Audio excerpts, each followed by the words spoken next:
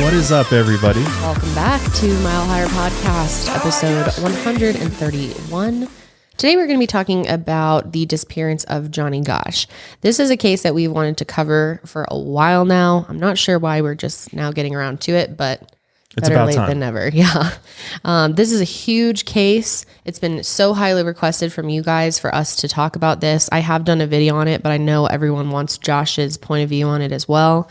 And it is just really interesting to me. I don't know why this case gets me so much, but it's so fascinating. I think there's a lot of factors for why so many people are intrigued by it is because a lot of people believe that Johnny Gosch is still out there. Yeah. And there's a lot of mystery surrounding, could it be this person or that person, or, maybe he's just in hiding. There's a lot of different, I guess, intriguing factors about this case that just draws people in, and internet sleuths, everybody wants to try to figure out where's Johnny Gosch, or, who is Johnny Gosch if he's assuming another identity or something like that. This case is definitely one of the most famous missing persons cases in history in the United States for sure, and probably throughout the world, because not only did it really change, the way that police handle missing persons cases, especially dealing with a child. And it also led to the creation of NCMEC, which is the National Center for Missing and Exploited Children. Which is huge. It's huge that was created by Noreen Gosch, Johnny's mom. So we'll explain all of that. I think you guys will find this really interesting. And we're actually dedicating the entire episode to this case because it's such a big case. And also because there's not much going on in the news right now when we're recording this, other than the United States is like on fire. Between California, Oregon, now Colorado, where we live, has had a lot of fires. Like 50% of the state or something is experiencing fires and snow. It's just been a weird time weather-wise. Yeah, and it's just that's really what's going on lately. Yeah, and it just feels like after a while, you start saying the same things over and over again, and you start covering the same stories. It's like it just keeps happening. So yeah, there was a few like updates, but we decided to skip it this week and just focus on the case because we didn't think there was anything that we could really add to the current conversation in the world. And we're tackling an absolutely massive issue here. We're talking about human trafficking, child trafficking. And so there's just so much to try to wrap your head around with this topic just in general that we're like, we gotta dive really deep into this. So no intros today. Our episode is brought to you by Tushy, HelloFresh, Native, ExpressVPN, and Upstart, which is awesome because this episode will probably get completely shut down on YouTube. Hopefully it doesn't get removed even because they do not like this topic of human trafficking on YouTube. So, and it makes promoting Thorn really hard, which if you don't follow my channel, I do a lot of work promoting Thorn, which is a organization that's working to stop human trafficking, mainly of children online, and exploitive pictures and videos and stuff like that. Through technology. They're leveraging technology that allows basically all of these internet service providers and search engines and things like that to help deter people away from going into those dark places on the internet where you can find that stuff. And then shutting it down as well. It's a tool for law enforcement agencies across the country. It's really groundbreaking stuff, actually. And it's really hard on YouTube, though, to talk about it, because every time I go to try to raise money or do a campaign of any type for it, it gets demonetized or sometimes removed. Yeah, which is really hard because this is one of those issues that I think gets pushed, it does. It makes people into the shadows where people, don't know about it. And, there's probably a reason for that. There's probably a reason why they don't put it out here in the forefront. I mean, obviously a lot of people are scared of it, but yeah, totally. It's kind of hidden. I agree with that. But I also think, it is it's very scary. It's hard to wrap your mind around how many people are being trafficked and how many, like what that would be like to be owned and to be forced to do things, terrible things. Yeah. And I mean, there's a lot of, human trafficking is, there's a lot of reasons for why people are trafficked. It's not always for sexual exploitation. There's not always just, labor, slavery, things like that, servitude.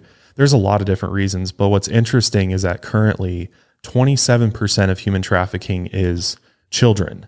So 27%, that's a huge number of children that are being exploited and being trafficked throughout the world. And a lot of people are like, oh, doesn't that only happen in developing countries? Like, isn't that just like a thing over in, some people think that. Asia or whatever? But actually, the United States is actually one of the biggest, specifically child sex trafficking nations in the world. Yeah, it's happening pretty much in all 50 states, probably all 50. And it's much more than people realize. There's a great documentary. We've recommended it before.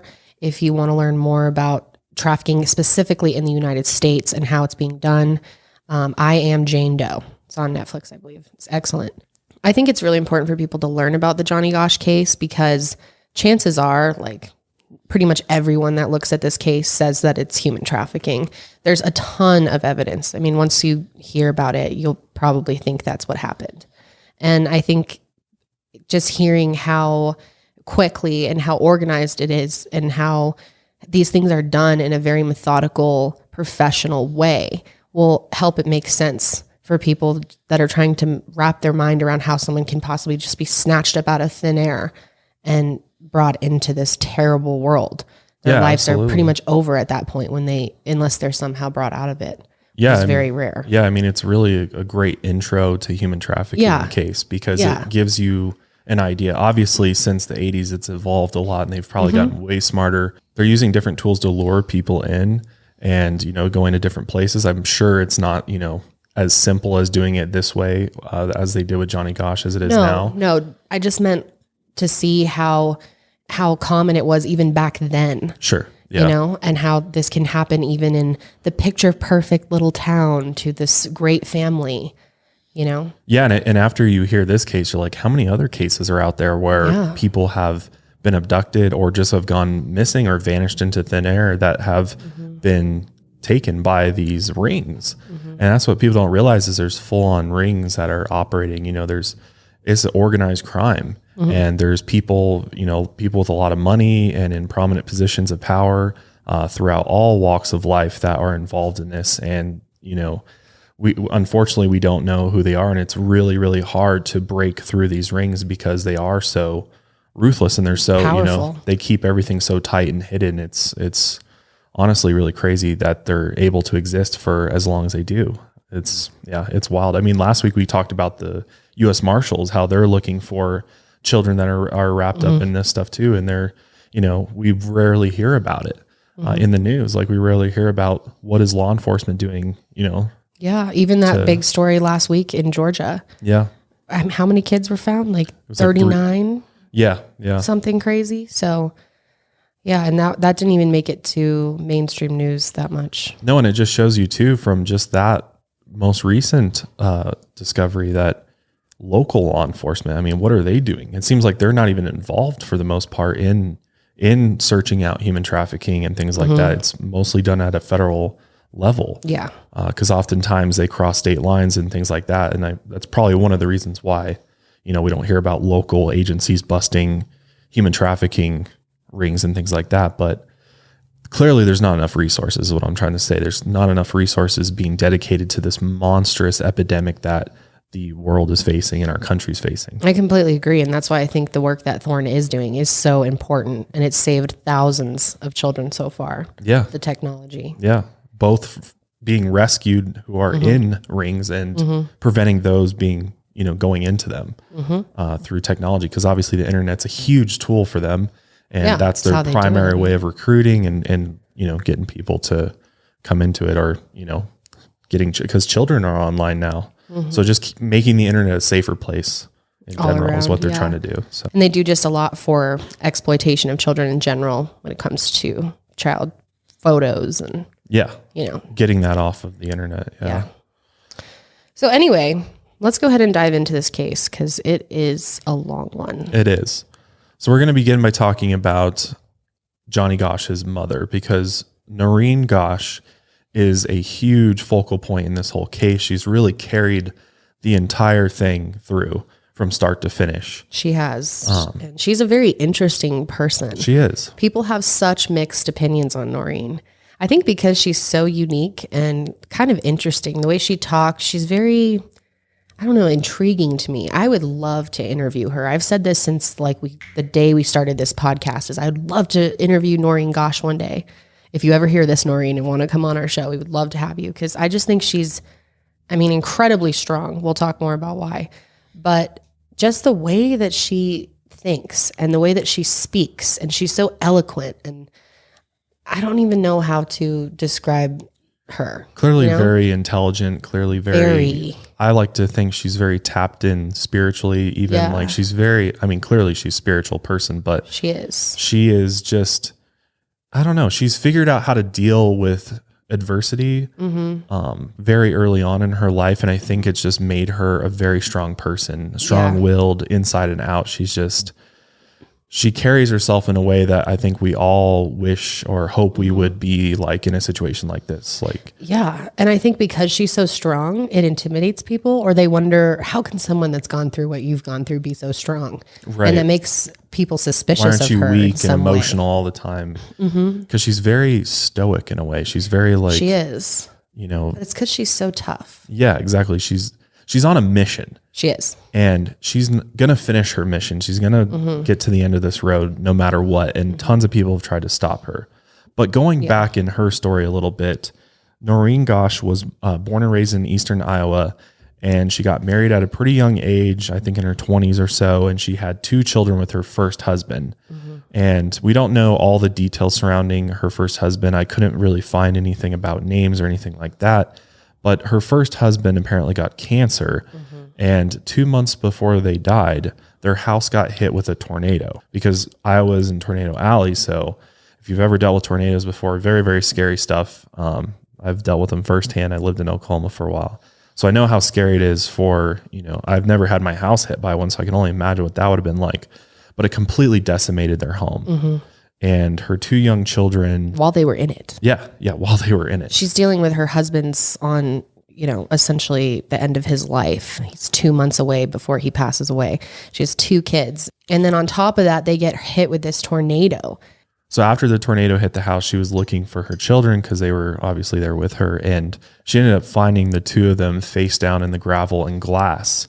And when it started raining, because they still had, she was pulling off rafters, like the house was leveled. So when it started raining, it was kind of like pelting. She said it was like torrential rainfall. Huge storm. And so it was hitting them so hard that the kids started crying and screaming. And obviously she was super happy that they were, because that meant they were alive. Yeah. But that's intense. And then only a few weeks after this, her husband passed away, and she had to start completely over by herself. That's crazy. 2 young children. Yeah. By yourself. So, and she even said, she's like, that was a moment in my life where I knew that I had to either step up and be strong and continue, or, go down in despair and just, after all that. That was a lot to deal with, I'm sure. And a couple years after that, that's when she met John Gosch Sr. and they got married, and that's when they had Johnny. Right. So Johnny Gosch was born on November 12th, 1969 to Noreen and John Gosch Sr., and he was the youngest of their 3 kids because he had the 2 older siblings from her previous husband, but they were like much, much older at that point. So they're not really involved in the story too much. But the Gosch family lived in an upper middle class suburb of West Des Moines, Iowa. And in the 1970s and early 1980s, during Johnny's childhood, it was normal for young kids to play outside. My parents remember playing outside, and, there was no worries like there are now about, people snatching your children and things like that. So I played outside in my childhood. You didn't at all? No, I did. But your parents were like keeping an eye on you. You weren't like going far away from your house. You know what I mean? I was walking around the whole neighborhood. No. But I'm saying a lot of kids would like go to the grocery store on their own, or go. Oh yeah. Go down to the gas station. I was going to say, you did that too. I always walked to the grocery store. You had Subway. You went around everywhere. You were a special case. Most parents did not let their kids do most of the places I went, I didn't even have shoes on. Yeah, I know, you're savage. I was a little savage. Yeah. I would say most people had to keep close to their house. Like my parents were very like paranoid about us, even just, and we lived out in the middle of nowhere, and they were still like, don't go beyond like our friend's house, a couple houses up the street. Like they wouldn't let us just like cruise down. I feel like I'm going to be pretty protective with my kids, definitely more than I had as a kid. Yeah. I'm going to be tracking them like I track my. We know too much. There's no way. Yeah. But it's scary out there, man. It is. You don't know who's out there. I agree. Even in your own neighborhood. Absolutely. But yeah, Johnny was a very normal kid. He loved dirt bikes, especially. So he would do, different things to earn money, and eventually he got himself a dirt bike. But yeah, they would go out and ride their bikes and be out with his friends, like, no worries in the world. Back then, of course, in a neighborhood like Johnny's, no one was really concerned about crime. They felt pretty secure with their doors unlocked at night and their kids out until dark. And this is like the average, neighborhood in America around this time. Yeah. Most people did think it was a lot safer in the world than it is. Yeah, well, I don't know what it is. I think it's just the access to information was way less. I think so too. So I don't think people, and plus the news was, I don't think it was as reported on. Yeah. Because it's not like human trafficking just started in, the 70s or 80s. No, I mean, it's been going on for a long time. Dates back really far back in history, actually. Yeah. During these economically turbulent times, everyone is looking for a way to feel more financially secure. So if you're still needlessly throwing money every month at high interest credit card debt, it's time you checked out Upstart, the revolutionary online lending platform that knows you're more than just a credit score. Now's the time to find out how low your Upstart rate can be to help pay off high interest credit card debt. Unlike other lenders, Upstart can reward you based on your education and job history in the form of a smarter rate. You don't need a degree or diploma to apply though. Upstart lets you skip going to the bank because it's completely online. Upstart makes it fast and simple to check your rate since it's just a soft pull. It won't affect your credit score. The hard pull happens if you accept your rate and you proceed with your application. The best part, if the loan is approved and accepted, most people get their funds the very next business day. Over 400,000 people have used Upstart to pay off credit cards or meet their financial goals. Free yourself from the burden of high interest credit card debt and get back to using your money your way with Upstart. See why Upstart is a 4.9 out of 5 rating on Trustpilot and hurry to upstart.com/milehigher to find out how low your Upstart rate can be. Checking your rate only takes a few minutes. That's upstart.com/milehigher. So in early August of 1982, Noreen and John Gosch started getting these weird phone calls, normally around 1:30 a.m. And John would answer the phone and tell the person that they had the wrong number and hang up. They didn't have caller ID. Right. So they have no idea who this person is. And they just keep calling. So you just keep telling them to stop calling. You have the wrong number. And then on September 3rd, 1982, just a few months before Johnny's 13th birthday, he and his parents went to his brother's football game at the high school stadium. And during the game, John Gosch gave Johnny some money to go get some snacks from the concession stand, which they could see from the stand. He wasn't even going that far away. And then suddenly when he went over to do it, they looked over and he wasn't at the concession stand. They couldn't see him anywhere, actually. So John went to go find him. And he found his son talking to a police officer under the bleachers. Okay, think about that for a second. Yeah.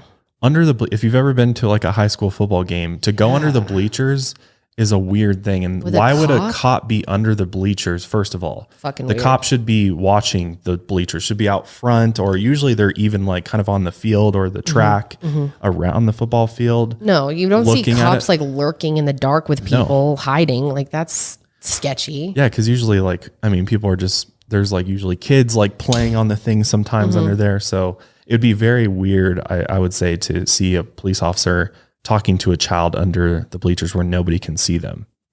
So John ended up calling out to his son to come back over, but didn't actually walk up to the police officer. So he didn't see who it was or anything. But Johnny went back to his seat with his dad. And then after the game, they followed the crowd out of the stadium, kind of, moving with the herd. And when Johnny saw the officer that he talked to, he told his mom that he wanted to be a police officer someday.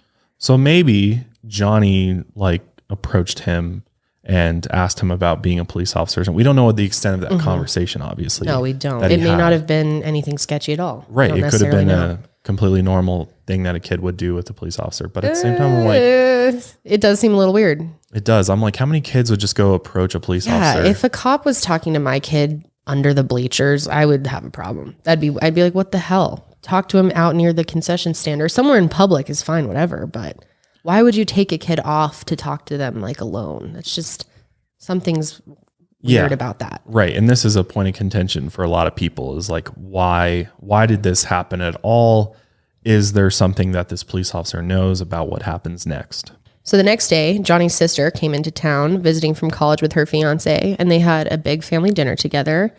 Johnny's parents planned to take him and a friend out to the lake in their boat, and Johnny was really excited. So the year before all this, Johnny had taken a job as a local paperboy delivering the Des Moines Register to his neighborhood before the sun came up. Yeah. that's when they would do it. I mean, Yeah. it doesn't really happen I guess some people still get the paper delivered. Yeah, we were talking about this the other day. Obviously, some people still get the paper. We have a lot of older people in our neighborhood, and because they're just older houses, and I never see kids doing that anymore. No. Like, who's doing that? Is that a thing? It is. They drive a car. I've seen them before. Like, it's usually just some person Or like that maybe works for the teenagers, newspaper. but it's not like a kid on a bike anymore, huh? No. I don't think it's been a kid on a bike for a number of years now. I wonder if in other parts of the country and other parts of the world, maybe that they have kids I don't know. Because like newspaper as a medium for getting information, I feel like is dying out, and oh, definitely, it's few and far between. So I feel like having a kid on a bike is just not efficient now because it's so few and far between that they have to go to different. It's not like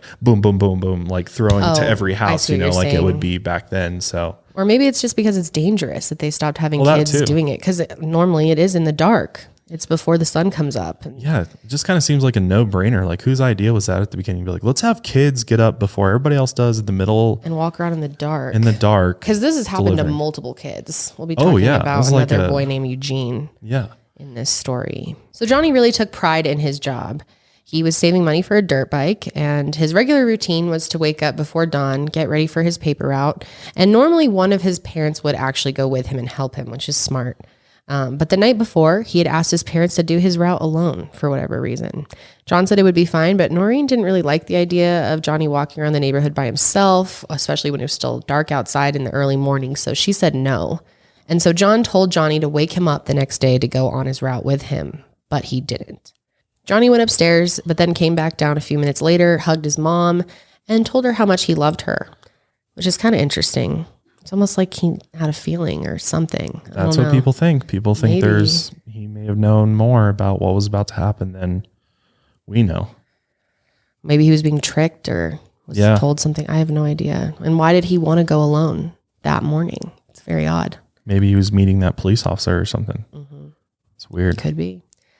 But then he went to bed, and then at 1:30 a.m., the phone rang like it had many other nights. It's been happening since early August. So John answered the phone, but this time he didn't say it was the wrong number. Noreen actually heard him say, yeah, okay, all right. And then he hung up. And she asked him who it was, and he said it was the wrong number. Noreen was confused and said, you don't have a conversation with someone when it's the wrong number. But she shrugged it off and went back to sleep. Very weird. Very weird. So the next morning, Sunday, September 5th, 1982, just a few days after the football game, Johnny, who was 12 years old at the time, didn't wake up his dad as he usually did for his paper route. He went by himself, just accompanied with his little dachshund puppy named Gretchen, and he left home around 5:50 a.m. He cut through the neighbor's yard and walked 2 blocks east to pick up his newspapers from the paper drop at the corner of 42nd Street and Ashworth Road. As Johnny approached the corner, he was stopped by a man sitting in a late model 2-tone blue car next to the paper drop. And the man had been parked out there for around 20 minutes at that point and wanted to know how to get to 86th Street, which for reference, 86th Street is a street about 20 blocks away in the Clive suburb of West Des Moines, Iowa. So that's quite a ways away. That's quite a ways away from that location. So it's a little weird that he would think, somebody, a kid especially, would know that location 20 blocks away. But Johnny gave him directions, and the man made a U-turn onto Ashworth Road and drove off. And a few minutes later, Johnny was chatting with his friend Mike at the paper drop, and the man passed by again, and this time he parked at the corner. And the man leaned out the passenger side window and asked the kids collectively how to get to 86th Street. And again, Johnny tried to give the man directions, but then John Rossi, an adult neighbor who happened to come out and pick up his newspaper, started to come over, and Johnny approached him. And he asked John Rossi, can you help? He wants to know where 86th Street is. And John agreed to go help the driver, and Johnny returned to Mike, and they said something like, that man is really weird. Like, made a comment about that. In fact, his behavior was so odd that John Rossi actually believed he was on drugs. He told the Des Moines Register in 1983 that the guy was high. He said, when you're drunk, you're drowsy. He was wide awake, and I could see his eyes staring into the horizon. Interesting. So maybe he was on some type of stimulant or something to keep himself awake or something like that. Or he was just, high for whatever reason. But as John Rossi spoke with the driver, Johnny was loading the papers into his wagon, and he began walking up 42nd Street. When John finished his conversation with the man, he became agitated and slid back into the driver's seat to leave. And inexplicably, he flicked his dome lights on in his car on and off 3 times before turning the corner and then tearing off like a bat out of hell eastbound on Ashworth Road. He then drove 3 blocks before turning onto 39th Street, bolting north. And then shortly after this, a 15-year-old carrier saw a tall man walk out from the shadows between 2 houses towards Johnny Gosch from behind as he approached the corner of Marcourt Lane. That's creepy to think about. So now we have identified there's a driver of a vehicle, and now there's a unknown man who just came out of nowhere, hiding in between 2 houses, walking behind Johnny. That's so scary. It really is. What's interesting to me, though, about this is I'm like, did Johnny not hear somebody walking behind him? Like, I guess he was far enough back behind Johnny that you probably didn't hear him, and he was just kind of like, you know. Yeah, I think he was like kind of creeping around. Or there's a chance that Johnny did hear him. I mean, we don't know. Yeah. So Johnny reached the end of the block and then crossed the street to park his wagon at 42nd and Marcourt, where he usually left it while delivering to Frankrest Circle. A neighbor watched from his window as a silver Ford Fairmont rolled up and parked at the corner. But due to where his house was situated, he was unable to see Johnny behind the car. And it's unclear whether Johnny was just approaching the corner or sitting in his wagon when the car pulled up. The neighbor then turned away for a brief moment and heard a car door slam shut. And when he looked out the window, he saw the car turn left onto 42nd Street and race away. And that's the last point at which Johnny's ever seen. And this is approximately 6:06 a.m. in the morning. Nobody realized anything was wrong, though, till about 7:45 a.m. when a neighbor actually called Johnny's father, John, and asked where his paper was. And he knows that, you know, normally the Gosch kid delivers it, and he never showed up. Yeah, like everybody in the neighborhood knew who Johnny Gosch was. This immediately struck John Sr. as odd. Johnny was known for being very responsible, took his job very seriously, and he had never skipped work once in the 13 months that he had been delivering for the Des Moines Register. He then went to Johnny's room, and Johnny was not there, so he was really freaked out at that point. Now, this is a little confusing. We have read 2 different counts of this, and I remember the documentary saying one thing, and then a lot of the articles say something different. But some people say that their dog, Gretchen, returned home on her own, like walked back to the house by herself. And in the Netflix documentary, I think that a neighbor said that he had came up and found the dachshund on the like tied to the wagon. Yeah. I think that was a neighbor. Because if he did run away, I think it was a neighbor. I'm pretty sure it was an older neighbor. But if he, ran away, he probably would have taken the dog or returned the dog. He wouldn't have just left his dog out there alone. Right. But anyway, Gretchen somehow got back to the house on her own. And that really scared the parents because they knew he wouldn't have just abandoned the dog. I love this puppy. Yeah. So they began to search the neighborhood for Johnny, and they quickly found his wagon abandoned near the corner of 42nd and Marcourt with the newspaper bundle still inside of it. And not one of those 37 papers had been delivered. So it happened almost immediately when he started his route. He picked up his papers and wasn't even able to deliver the first one. Yep. So they were concerned, but not yet alarmed enough to call the police. They kind of thought maybe he did walk away or run off for a second. I don't know. For whatever reason. Yeah. I mean, I would have been freaked out right away. And I think Noreen, I remember her saying that like right away, she was extremely worried. Well, yeah. Cause John went out to go look first. So I don't think Noreen knows at this moment in time that he is not at his wagon until he comes back and is like, hey, I didn't find Johnny. Got to call the police. So John went out and picked up the papers that Johnny had left in his wagon and delivered them himself before going to search the neighborhood more thoroughly, which is kind of weird. I don't know if I would. I feel like most parents wouldn't spend time worrying about the papers. Like, where the hell is my son? Yeah. Don't you think that's kind of odd? It is. I understand it was a different time, and I don't know. I mean, it can't be good if he just left the dog and the papers in the wagon. I mean, as a parent, there's no way why would you think anything else? Yeah. I don't know. And there's a lot of confusion priorities about what happened this morning. I mean, there is. Some people even say we still have no clue what happened at all.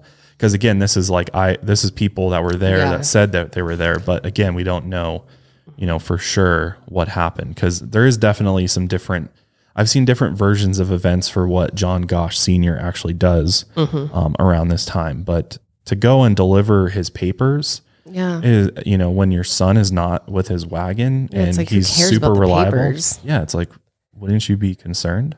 And immediately like, fuck the papers. Let's find my son. But after he delivered the papers around 8:30 a.m., he did make a police report about his son being missing. This was about 45 minutes after he received the call from the neighbor. Right. So they called the police, and surprisingly, the police did not hurry themselves over there at all. It took them almost an hour to get over to the house. Surprisingly. Yeah. I would say unsurprisingly. Well, yeah, unsurprisingly to them. But I think most people, you would assume if you call the police, say, hey, my son's missing. Yeah. You know, You'd we hope can't they find come him. quickly. They would rush over because time is of the essence, right? Yeah. And no, it took the police almost an hour to get over there and in order to start taking statements. And the station was 10 blocks away. Yeah, 10 blocks. Crazy. And right away, the police, the first thing they said was like, he must have ran away. Like he must be just out somewhere. Maybe he went to a friend's house or something without telling anybody. Yeah, he actually asked Noreen, you know, has he ever run away before? You know, implying that maybe this is just, he's just one of those kids with issues. Right. So right off the bat, Noreen had already gone and talked to all the paper boys, anybody that had any sort of information about what had happened to Johnny that morning and what they had seen. And she put together all the witness statements for the police when they were there. And she told them right off the bat that she believed that her son had been kidnapped or abducted. And yet the police still did not believe her, even after hearing, or maybe they didn't even listen to the witness statements at all. They definitely didn't go and interview people on their own, but they believed that Johnny was a runaway. And there's this clip of a captain from the West Des Moines Police Department actually basically stating that fact itself. There was no crime scene. Nobody saw anything that to us was an explanation for the boy's disappearance. He just vanished. The cop looked at me and he said, well, has your son ever run away before? Kid never ran away. That really upset us. And they just thought, like all cops do, it's a runaway. The kid ran away. No, this kid didn't run away. Johnny was our paper boy. I knew him, knew his parents, been out to dinner with him. Johnny would not run away. So this is when the police told John and Noreen that they would not classify their 12-year-old son as missing until he had been gone for a full 72 hours, which is wild that this was ever a thing. A lot of people think that this still is the way that it is, that you have to wait 24 or 48 hours even to make a missing persons report. That is not true. If a police station ever tells you that, that's incorrect, and you can demand that they Immediate response. Yeah, it should be immediate, because obviously that's incredibly important to act as soon as possible in a missing persons case. Time is truly of the essence when it comes to missing persons cases. And you would think you would take the parents' word for it if they're like, our child would not disappear, would not just like run off without telling us. And that's what's really sad about this case is the police just were so shitty to their family and acted like they did something wrong and were working against them. And Noreen never felt supported by the police. Not at all. Because they just kind of like brushed it off. They were just like, oh, he probably ran away, and hopefully he comes back. And we're not going to do anything for 72 hours. And Johnny's parents were just shocked and horrified by that policy. They argued that it was unlike Johnny to disappear without telling anyone, and they were absolutely certain something terrible had happened to him. They explained how he left his newspapers in his wagon just sitting outside, and how he normally was a responsible kid who took this job to save up money and always delivered his papers on time. So it was just so odd. They went over all the points, that he wouldn't have just left his dog there. He wouldn't have not delivered the papers, but none of that mattered to the police. They were convinced that Johnny was a runaway. And why would he run away at 6 a.m? Yeah.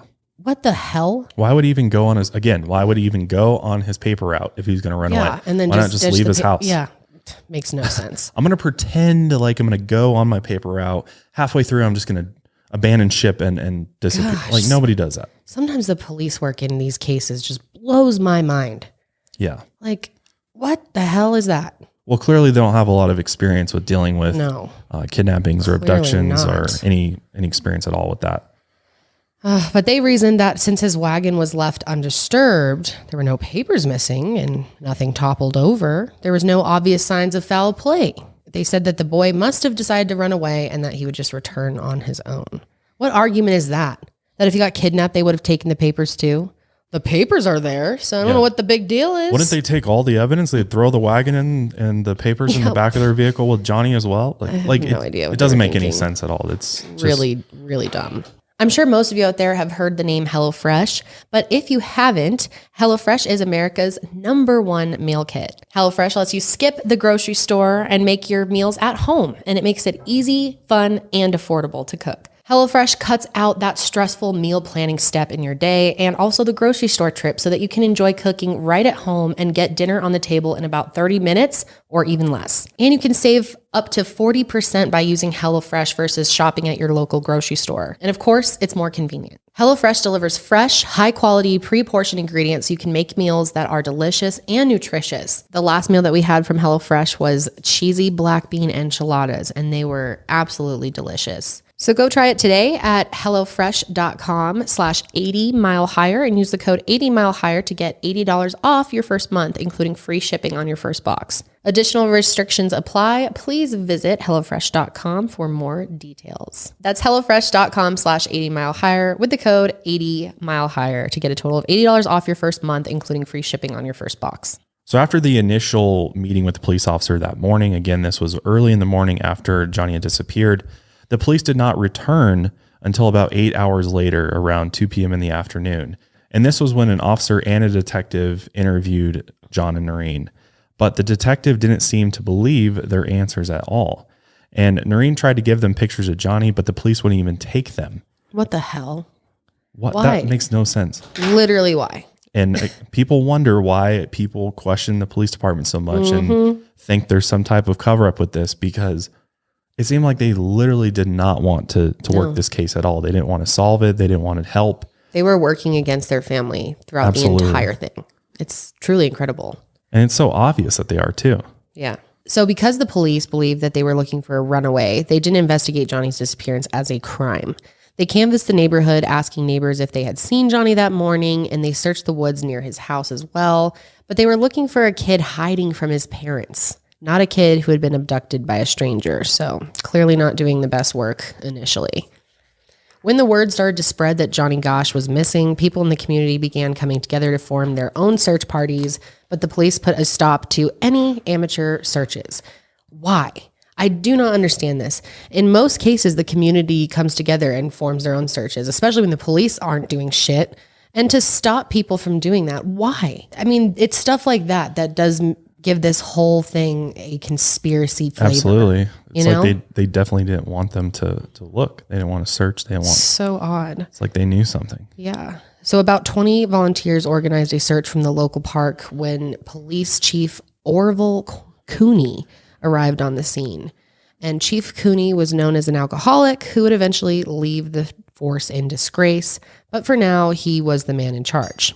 Great. And when Chief Cooney talked to the volunteers, it was clear that he had been drinking heavily that day.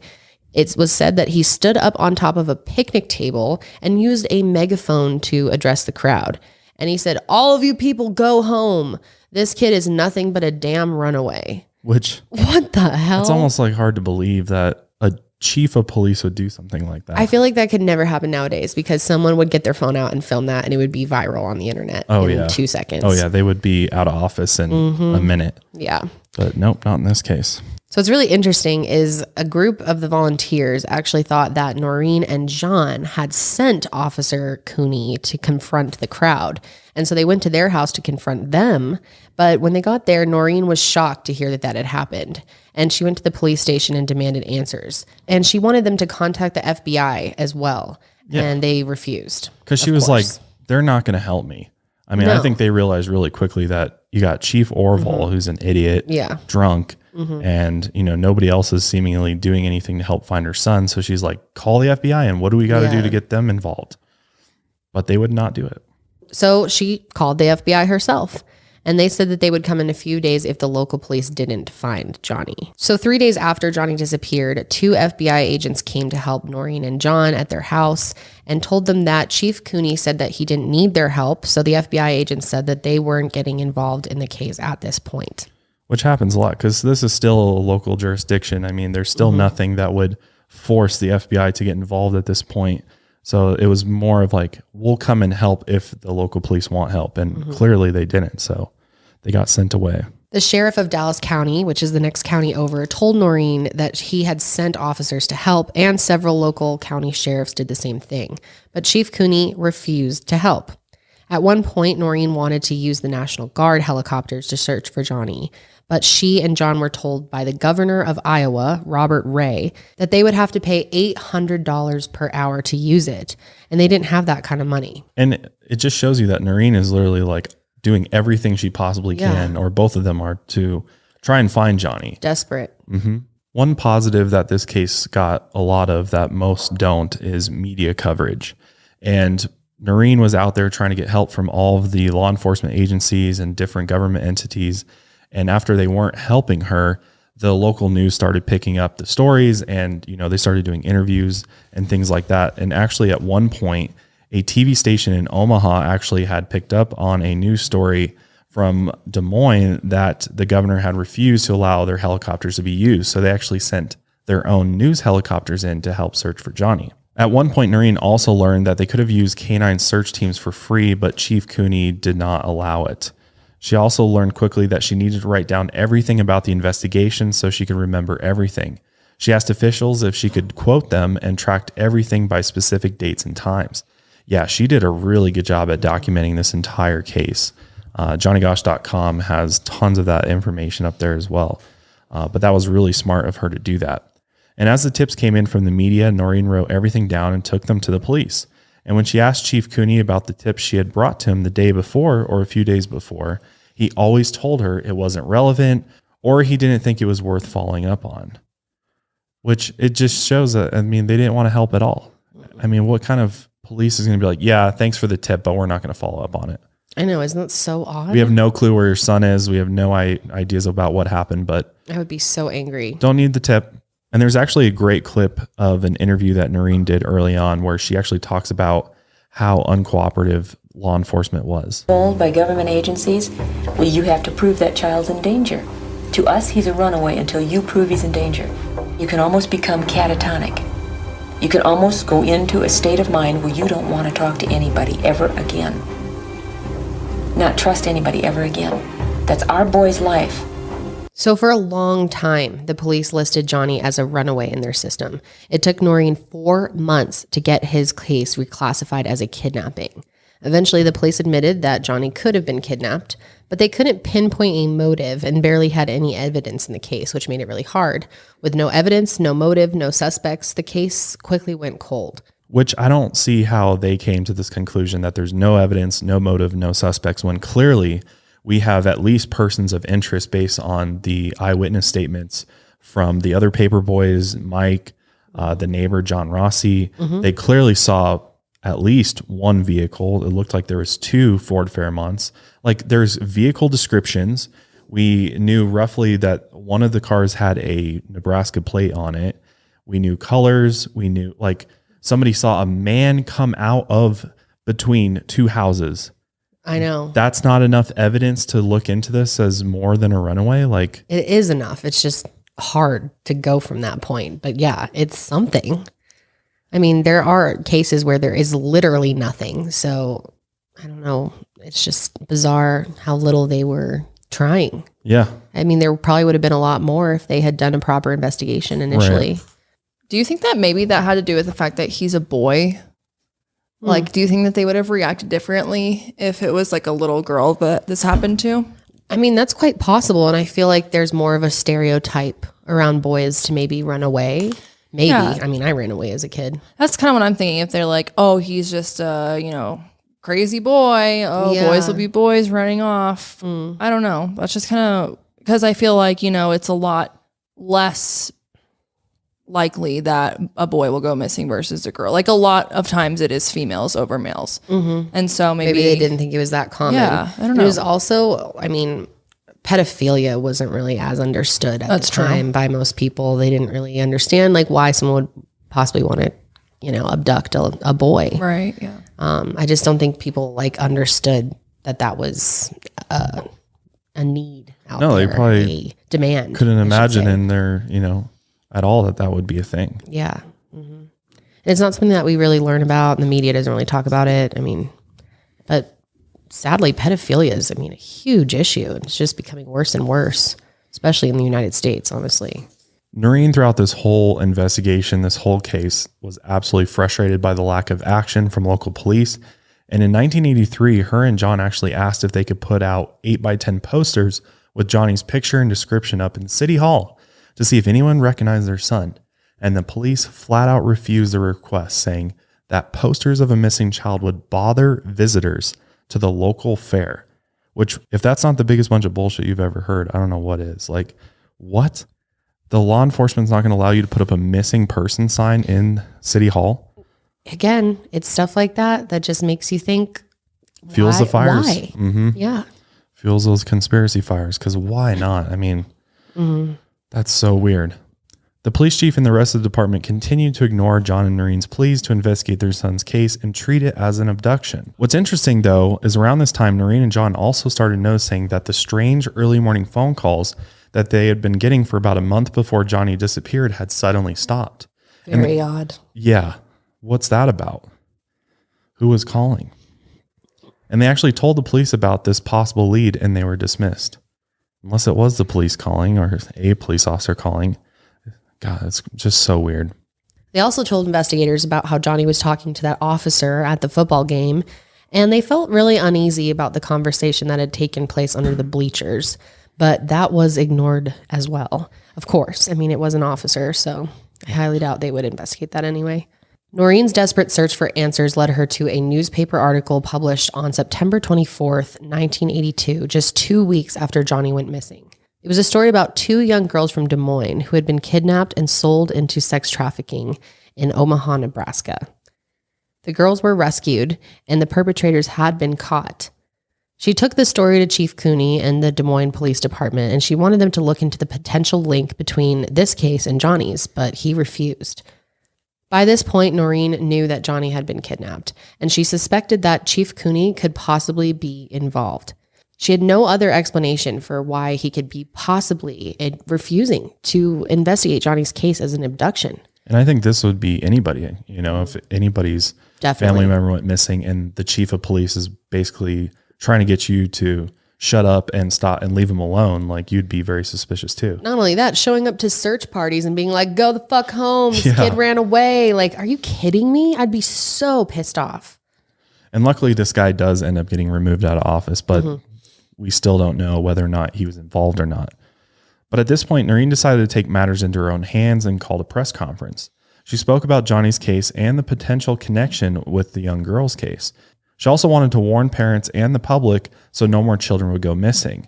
And during the press conference, she asked why the police weren't investigating the case, when clearly this kind of stuff does happen.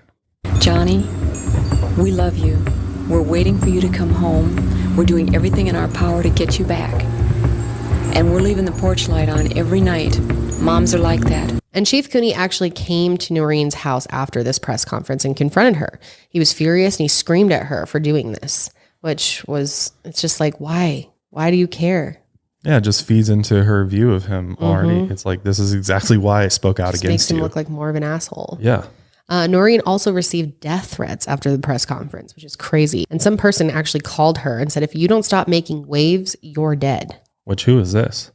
Could have even been somebody that was involved if law enforcement was involved with Johnny's abduction. Well, if they were properly investigating, maybe they could have figured out who it was that called. Yeah. Imagine that. The police told Noreen and John that they were no longer prioritizing their son's case at some point. And at one point, an investigator actually came to Noreen's office and told her that she should just have a baby to keep herself busy and forget all about Johnny. What the? Can you believe that? Just have another one. It's fine. How corrupt is this police department that their investigators are saying this? The chief is saying that. Like, why? You got to think why. There's so much evidence here that they're involved somehow. Somehow. You don't know exactly how, but it's just like, it makes no sense otherwise. No. And how insensitive to just be like, you can just have another one. Who would say that? Can you imagine if somebody said that in this day and age? Oh my God, that's so offensive. Noreen's boss actually overheard this conversation and stepped in and demanded that they leave immediately. Which is good for him. What an asshole. At this point, the Gosch family was not getting any help from the police department at all because they clearly were corrupt. Their relationship with them has already gone to shit. And the FBI basically thought Noreen was crazy. Yeah. Isn't that And crazy? And they were like, the police department's not letting us help, so we can't do anything. Yeah. And they actually told Noreen that she was a loon. Remember that? Yeah. A loon. Yeah. A loon for thinking that her son was sex trafficked when that's probably what happened. Following this release that we made, the FBI referred to us as loons.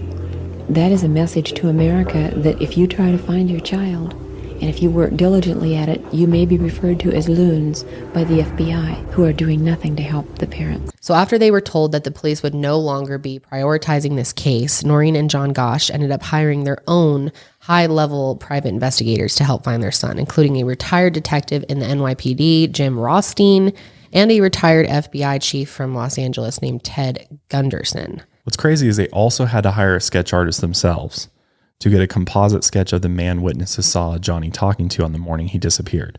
So again, there's evidence. Like the police already should have had a sketch of the individual. Yeah. Why aren't the police willing to let them use any of their resources? They're literally working against these people. It's absurd, truly. They said, no help from us. You got to solve this on your own. And they were up to the challenge because they stepped up and started doing their own investigation. In December of 1982, another private investigator working on Johnny's case named Dennis Whalen traveled to Houston, Texas to actually witness a child auction. And he hoped that he would find Johnny among the children being sold into sex slavery, but he wasn't there. Oh, that's so gross. I can't imagine being at a fucking child auction. Yeah.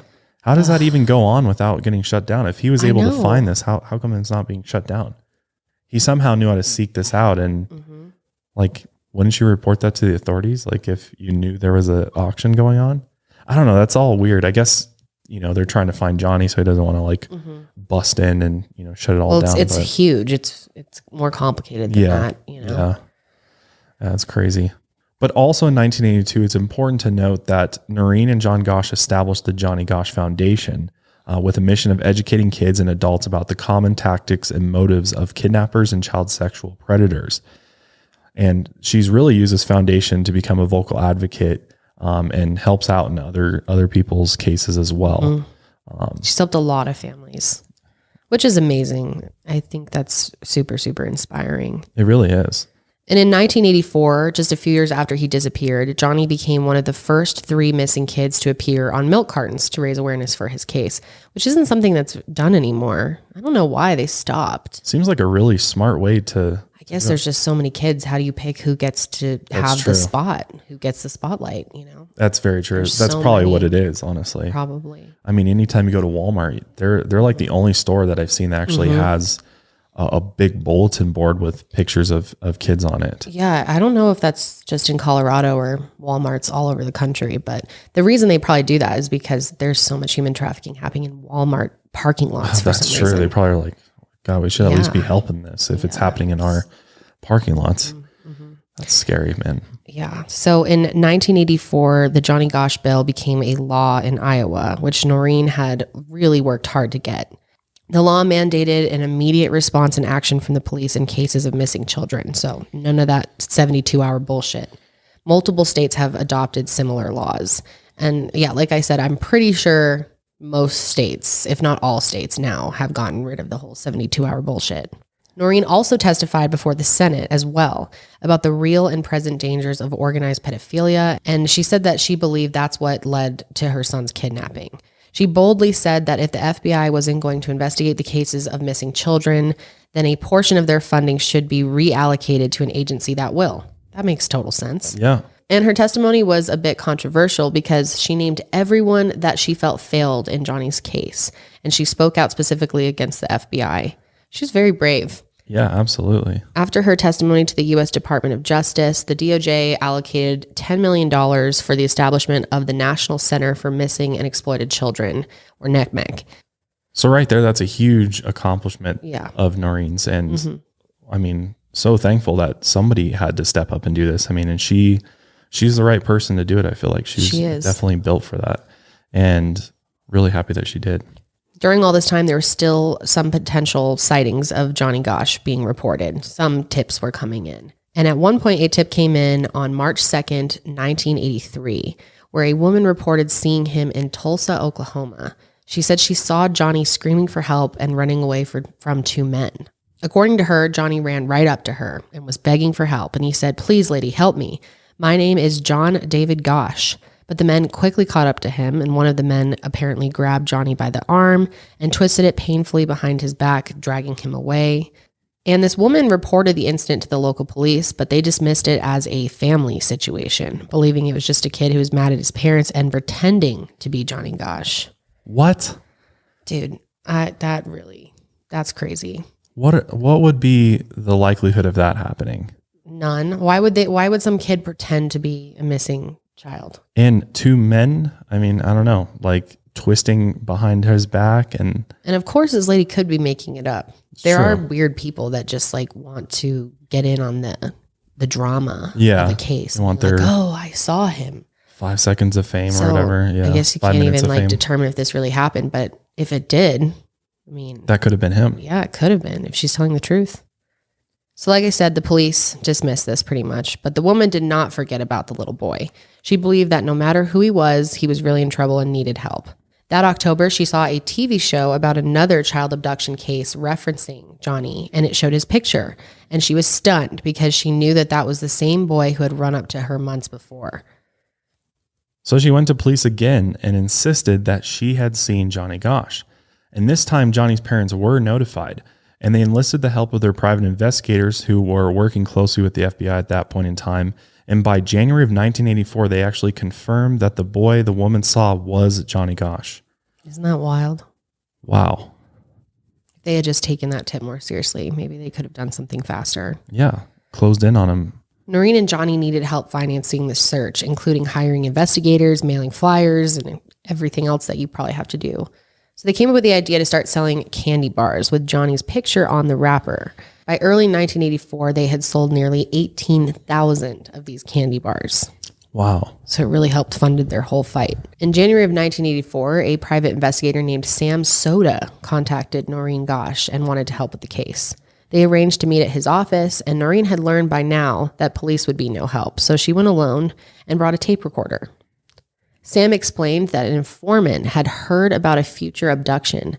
A young paperboy would be kidnapped from the south side of Des Moines during the second weekend of August 1984. Noreen was shocked that Sam hadn't gone to the police, and she was a little bit skeptical, but she took her tape recorder to the investigators, and they dismissed her, of course. Every time, literally every single time Noreen brought something to law enforcement, they just dismissed it. Yeah, and even the media in this one. She tried to bring them the tape, and no one would even listen to it. It wasn't until she met Frank Santiago, who was a Des Moines Register reporter. He finally agreed to listen. Which I kind of get to some degree because this is information coming from an informant. So there's not, at this point in time, there's not a way to verify the information. They're not just going to go public with it. But the fact that law enforcement's not at least treating it as a tip and trying to follow up on a tip is just very alarming. What's crazy is that, as predicted by this mysterious informant, another young paperboy disappeared under eerily similar circumstances to Johnny. So Eugene Martin was a 13-year-old paperboy in the Des Moines area who had an early morning paper out just like Johnny Gosch did.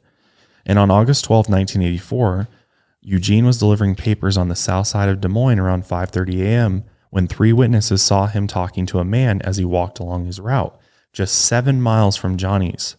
They all assumed the man was the boy's father based on their body language, but then Eugene vanished, and all that was found was his sack of undelivered newspapers lying on the sidewalk. Just like Johnny. Yep.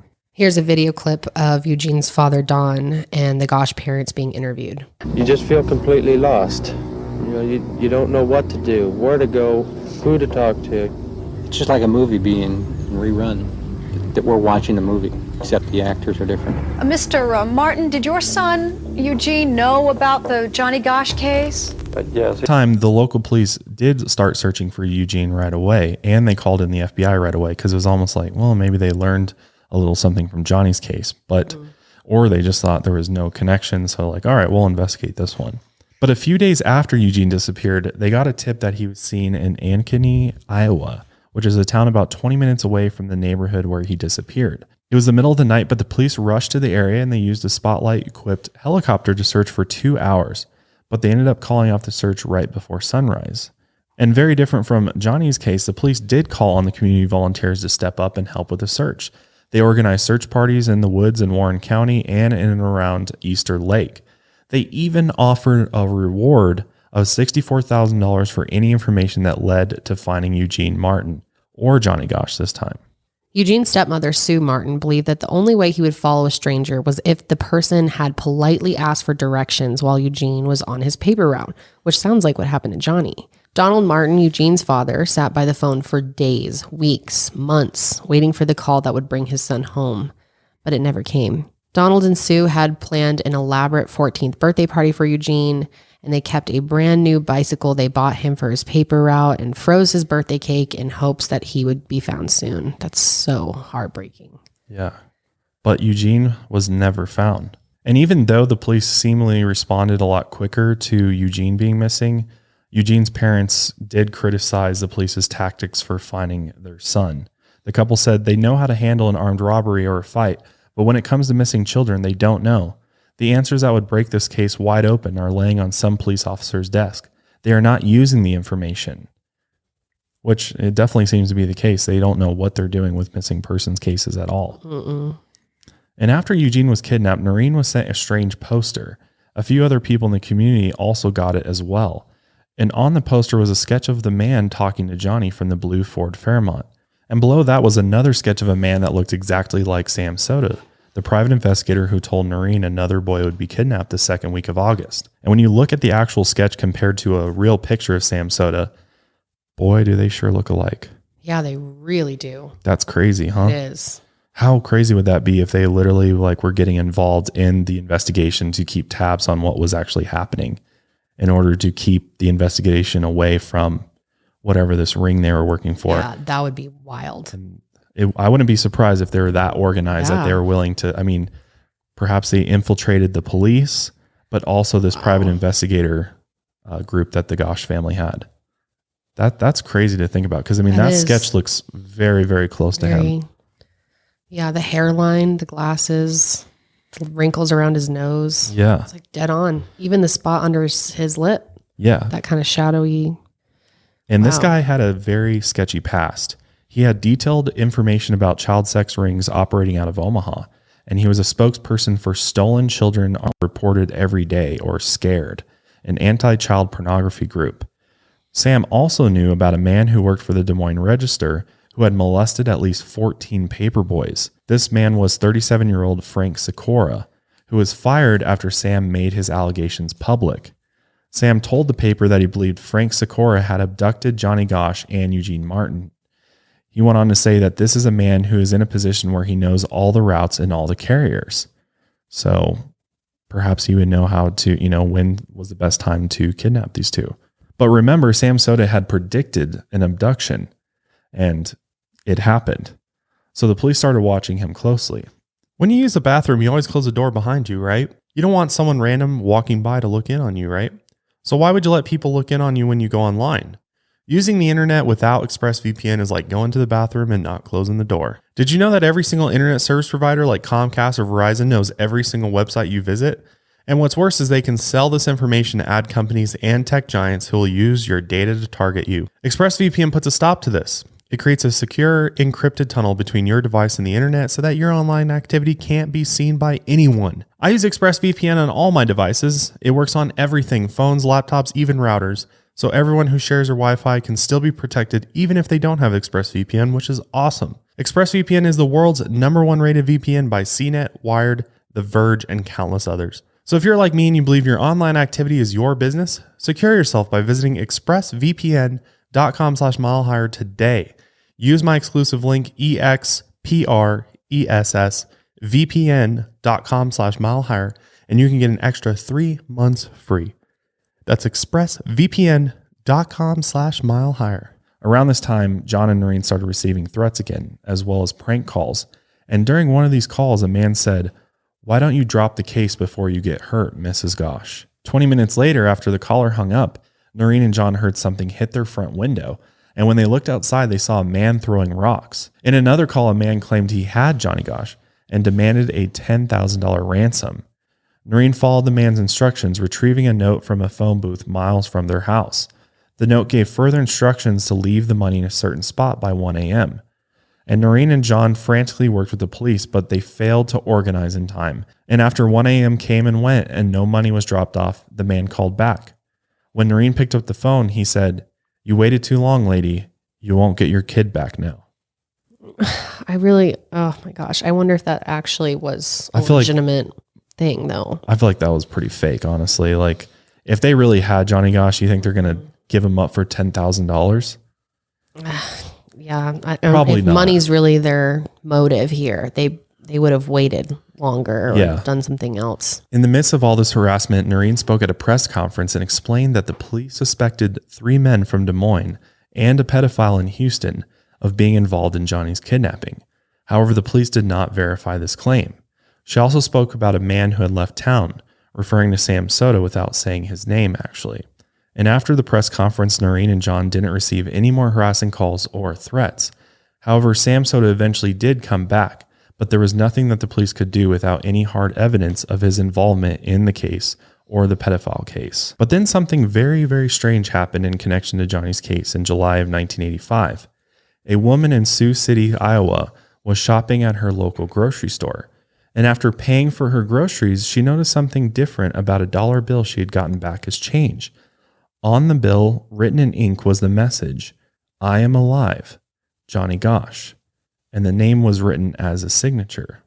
The woman took the dollar bill to the authorities, and it became an important piece of evidence in Johnny's case. And John and Noreen actually took this dollar bill evidence to the public and made a press conference about it. And here's that clip. The lady called us one night about 9 o'clock at night, said that she had received this bill and change at a grocery store in Sioux City, Iowa. And I asked her, "Would you please send us the bill? I'll send you $1 back for it." That's what she did.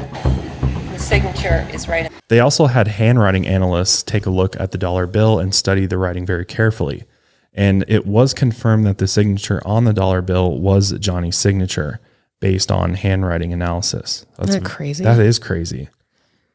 Unfortunately, though, the bill was in circulation in 1974, years before Johnny was abducted, so it didn't help the police with the timeline. But obviously, Johnny was alive when he wrote the message on the bill, but we still had no way to know if he was still alive. And then in 1986, there was another abduction that had very similar characteristics to Johnny Gosch's and Eugene Martin's. On March 29, 1986, 13-year-old Mark Allen vanished from his quiet suburban neighborhood in Des Moines. Mark's parents lived in different states, and he had been living with his dad in Minnesota while his mom, younger brother, and older sister lived together in Iowa. He was a mischievous kid and got in trouble often, but he wanted to be closer to his siblings, so he moved back with mom, Nancy Allen, in Des Moines. And the day before Easter in March of 1986, Mark told his mom he was walking to a friend's house just down the street. His mom happened to be ordering pizza for her kids, and the last thing Mark said to her was, "Save me some pizza, Mom. I'll be hungry when I get home." He then walked out the door and waved to his mom, and when he got to the bushes, she casually waved back, assuming her son would be home in a few hours. But Mark never made it to his friend's house. And unlike Johnny Gosch and Eugene Martin, no one saw Mark talking to any strange men or being followed by anyone. The last person to see him was his mother, as she waved to him through the window. When Mark didn't return, Nancy frantically called the police. I'll never forget it as long as I live. The last thing he said to me as he walked out the door was, "Save me some pizza, Mom. I'll be hungry when I get home." And he waved when he got to the bushes, and I waved at him, and that was that, and I never saw him again. And she was met with a total lack of concern as an officer told her that they couldn't declare her son to be a missing person until he was missing for a full 48 hours. Nancy felt as though they just wanted to deny that yet another young boy had gone missing, and they didn't want to cause parents to panic yet again. Law enforcement, however, says they never found a connection between the disappearances of the 3 local boys. So Eugene Martin, Johnny Gosch, and Mark Allen. No connection, which I find very hard to believe. I was going to say. They're all the same age. They all look roughly about the same. Mm-hmm. They both just vanished. Mm-hmm, walking around. So I don't know. In 1988, on Valentine's Day, Noreen went out to check the mail. And in the mailbox, she found a typed letter postmarked Idaho. As she read it, she nearly collapsed on her front lawn. It was from Johnny. Can you imagine getting that? God. Dude. Oh my gosh. Heart-stopping moment right there. And at one point in the letter, it said, "I'll never be permitted to return home. They've cut my hair. They've dyed my hair. I look different. Please don't ever forget me. Love your son, Johnny Gosch. Wow. That must have been a really crazy moment for her. Yeah. Oh my gosh. Can you imagine? But like, I'm sure she just was so happy to get this and probably thought at first it was his, from him. Yeah. But then again, maybe it wasn't because you can't verify it. People are weird. Since the letter was typed, they couldn't use handwriting analysis to verify that it was really Johnny. But Noreen said that she knew it was from Johnny. She could tell by the way that it was written, by the details that were included, and most significantly, by how the letter was signed. Love your son, Johnny Gosch. When Johnny gave his family letters and cards, he always signed them this way. His parents would playfully tease him about it. They told him over and over again that he didn't need to say your son and include their last name, like it's some formal thing. But Johnny just continued to sign his name just like in the type letter. So when she saw that, she said she knew it was him. And honestly, I believe that. I do too. I believe as a parent, you would know how your child is going to write you a letter or a note or something like that. And wouldn't you be the most skeptical of something like that? Which, I mean, we don't know if he typed the letter because somebody could have forced him to give, the words for the letter and did it for him. I mean, it was done on a computer. So yeah, that's kind of strange. If Johnny was free or, and also, if he was on the run or something, where do you get the computer? Why wouldn't he do a handwritten note? That'd be way easier, I feel like, than. But he could have had access to a computer. I mean, we really don't know. It's true. What his situation is like. Right. So now we need to talk about a man named Paul Benassi, who is a huge part of this case. And he came into the whole Johnny Gosch case in 1989. He came forward and revealed a bunch of chilling details about a local human sex trafficking cartel that was led by a prominent businessman named Lawrence E. King Jr. Lawrence had been the director of the Franklin County Credit Union in Omaha, Nebraska, and was a rising star in the Republican Party as well. He also sang. He did opera. Yeah. Odd fellow for sure. Yeah, he definitely was. Now we'll talk about Lawrence King more in a minute here, but at this particular time, Paul Benassi is 21 years old, and he'd actually talked about an incident involving an Iowa paperboy with a psychiatrist. And his lawyer, John DeCamp, read the transcript of this session and was stunned. He ended up researching the case of Johnny Gosch and found that the transcript's dates matched up with reports of the case. So John DeCamp decided to contact John and Noreen Gosch.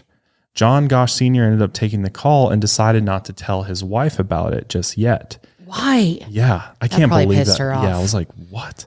Why would you hold any information from her? Especially, yeah. Like she can't handle it? I don't know. That's a big question mark for me. Me too. But instead, he went to visit Paul in prison. And during the visit, Paul said, "You look like it can't be the eyes. You look like Johnny Gosch." John Gosch Sr. said he believed Paul, but he decided to hire a private investigator named Roy Stevens to look into Paul's claims. So Roy ended up spending hours interviewing Paul on tape. And during these interviews, Paul said a man he called Emilio ran a kidnapping business and selling children, explicitly targeting kids from close families to inflict the most emotional pain possible. That he liked to hurt people. Yeah. And Emilio had actually kidnapped Paul when he was just a teenager and brought him to Des Moines. And they actually stayed the night in a local hotel, and that evening, a man came by with a picture of a young boy. Paul was told that this was the boy they were going to kidnap. Emilio and Paul woke up early in the morning in the same time as the paperboys. Emilio then drove his blue Ford Fairmont to Johnny's neighborhood with Paul in the back seat. After Emilio pulled Johnny into the car, Paul was instructed to hold him down and keep him quiet. After the abduction, Emilio forced Paul at gunpoint to molest Johnny on tape. It's so fucking disturbing. It really is. The private investigator found two people who indicated that Paul was involved in Johnny's kidnapping. Even though his lawyer, John DeCamp, believed he was telling the truth, the FBI didn't investigate Paul's claims. That's what's so crazy about this is even after all this and Paul Benassi coming forward, the FBI never investigate it. And neither do the local police. They never even go and talk to Paul Benassi. Nope, they never took him seriously, which is a shame because we'd probably know a lot more right now if they did. Yeah. Because as Paul Benassi was coming forward, other victims were starting to come forward as well. Another victim, 21-year-old Alicia Owen, came forward and corroborated Paul's story. Other allegations came out against Lawrence King, the alleged ringleader of the sex trafficking cartel, and other public figures. including throwing illicit sex parties where underage children were offered to guests.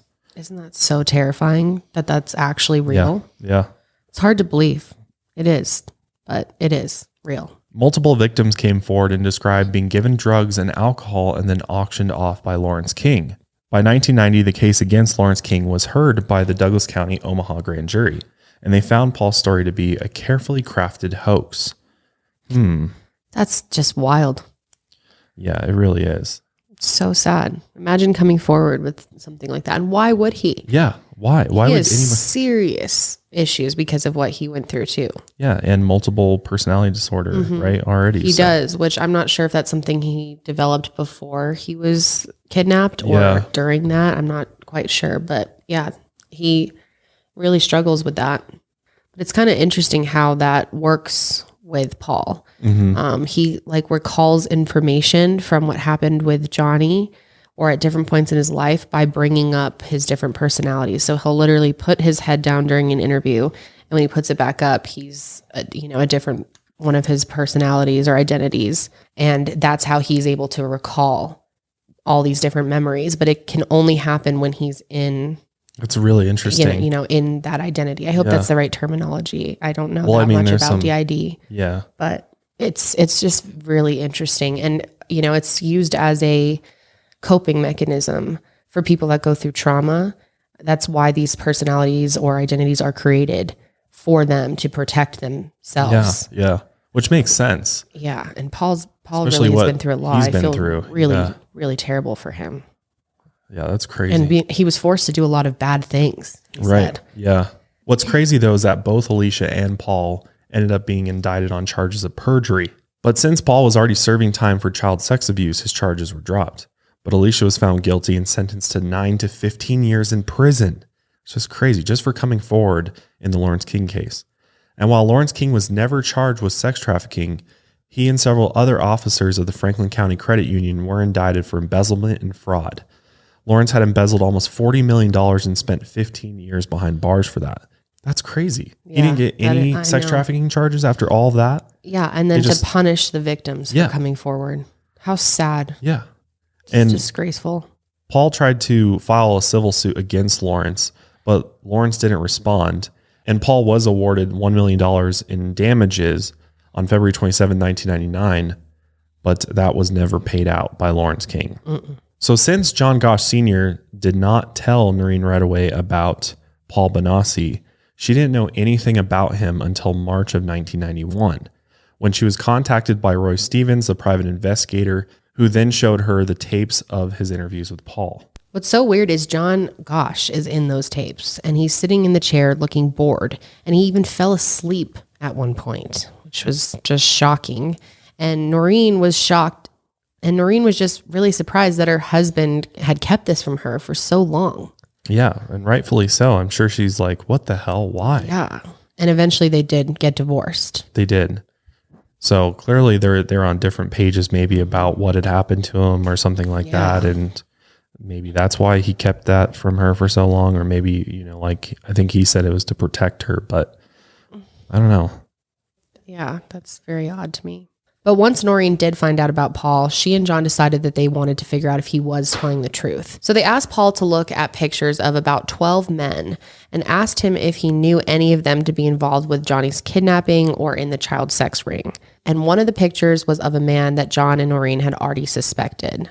Paul picked the suspected man's picture and said that he was the man who had come to the hotel the night before Johnny's kidnapping to show him a picture of their target. And he also said he knew the man's name. It was Sam Soda, the private investigator who had predicted the kidnapping of Eugene Martin. That's wild. Isn't that? I mean, I can't believe that Sam Soda never gets talked, as far as we know, never gets talked to by law enforcement or even looked into as a person. Like, there's not even a person of interest. When it's because they literally threw out everything Paul said. Yep. So everything Paul is saying right now is complete bullshit. It's all made up. Yeah, to law enforcement. Carefully crafted hoax. Yeah, it's like, what? Yeah, that makes absolutely no sense. The description, go back to the physical description. It literally fits him perfectly as one of the people involved. So a few months later, in October of 1991, Paul told John and Noreen the whole story. And there's actually video clips of Noreen meeting with Paul, which is crazy. He didn't even know that he was going to be meeting with her. He just like was told, you have a guest here. And then they're like, by the way, this is Johnny Gosch's mom. Yeah. And he instantly is like so emotional. You can tell he's just like overtaken with guilt. Feels bad. So Paul tells them that another man had come to the hotel the night before Johnny was abducted. And this man was called Tony. The men looked at several pictures of young paperboys and decided on Johnny because he was likely to bring in the most money. While in the backseat of the Ford Fairmont, Paul said he held down Johnny and used chloroform to knock him out. Johnny was then transferred to another car in a van, and the other drivers were Tony and Sam Soda. While Johnny was unconscious, they all stopped for a drink before driving to Sioux City. There, Johnny was locked in a windowless room in a farmhouse for a week or more. After that, he was taken to Colorado. John and Noreen believed Paul. He knew things about Johnny that had never been publicized and details about the kidnapping that were never released by the police, which some of those things included the fact that Johnny had a stutter whenever he was agitated or nervous. Also, Paul described other identifying characteristics, including a scar on his tongue and a scar on his lower leg from a burn, which had not been released to the public. He also knew about the birthmark on Johnny's chest, but that had been disclosed to the public. Paul knew that Noreen was a yoga instructor and also used to take Johnny to work with her. That was the one that I found really legit, was the fact that Johnny talked about yoga and knowing how to do yoga, and Paul had to stay calm. Yoga, what's that? And he said he learned it from his mom. Yeah, that and the scar on his tongue is pretty. Like, how would you know that unless you were actually physically with him? I just don't understand how the police weren't taking him seriously with all of that. Yeah. Well, they never even got to hear that, I'm pretty sure. Like, they never even knew that Paul knew that, because he's just making shit up is what the police are saying. Yeah. Benassi first surfaced, I needed some time before I could go to the prison and sit down and meet with him. I could have strangled him, but I also knew that he had been forced to do it. He had been a victim also. Fills out a consent form, not knowing who this woman is. Mrs. Gosch wanted to talk to you. Just tell me what happened. Please. I feel so bad about it because what they made me do. Benassi drew a map of the clan, a replica of one drawn by the kidnappers. Noreen Gosch says this X marks the exact spot of the abduction. A neighbor in Johnny's neighborhood had seen someone take his picture one day when he was walking home from school and came forward after the kidnapping. The police didn't release this information, but Paul knew about it. Investigators have also verified Paul's claim that multiple cars were involved in Johnny's abduction, which that was pretty obvious. I mean, there was two Ford Fairmonts that were, one was blue, one was black and white, that were used in the abduction. But again, FBI and West Des Moines Police Department refused to speak with Paul or follow up on any of the tips that he's given. And at first, the investigators didn't believe that Johnny could have ever been taken to Colorado, as Paul had said. But in 1991, a message was discovered on a bathroom wall in red nail polish at a Denver restaurant. The message said, "Johnny Gosch was here." Paul had been with Johnny and another boy the day he wrote that on the wall, and he was able to describe the restaurant and explain that they were painting their nails in the bathroom when Johnny wrote the message. Which, how would you know that? How do you fake that? I wonder what restaurant it was. Yeah, I know. I wonder what restaurant it was too. I don't think it's out there. No? It's not out there, I don't think. If you have not yet made the switch to a natural deodorant, now is the time, my friends. And I can't recommend Native enough. We are such fans of Native in our house. Native has ingredients that you've heard of, such as coconut oil, shea butter, tapioca starch. It's also vegan and, of course, never tested on animals. A lot of deodorants out there have aluminum in it. And aluminum basically works in deodorants by forming a plug in your sweat glands to keep you from sweating. And it's not so great. And so that's why Native never uses ingredients such as aluminum, parabens, talc, or sulfate. And when you switch to an aluminum-free deodorant, it doesn't mean you have to sacrifice on odor protection. Native will keep you smelling fresh all day long. Personally, I love the coconut vanilla one. It just smells so fresh. Native is risk-free to try. Every product comes with free shipping in the US, plus 30 days of free returns and exchanges. Do what I did and make the switch to Native today. You're going to love it. Check it out at nativedeo.com/milehigher20 or use the promo code milehigher20 at checkout. This will give you 20% off your first order. That's nativedeo.com/milehigher20 or use the promo code milehigher20 at checkout for 20% off your first order. In 1992, America's Most Wanted actually featured an episode on Johnny Gosch. And John Walsh actually had Paul take them to the house where him and Johnny were held in Colorado. This was really, really crazy because to actually see what they went through and where they were being held was just really, really mind-blowing. I feel like to even try to wrap your head around what kind of life that would be. And just the emotion that it triggered in Paul is incredibly sad to watch that clip of him going back there. And clearly Paul was there at this house. Oh yeah. Because he knew the whole place. He knew where the entrance to the dugout area under the house was. They literally dug out this kind of like cavern underneath the house where when the police would come to the house, they would put the children down into this area. Yep. And they even found like initials carved into the wood beams that were down there, which is crazy. Very sad. And again, even after all this, the police never followed up on any of this.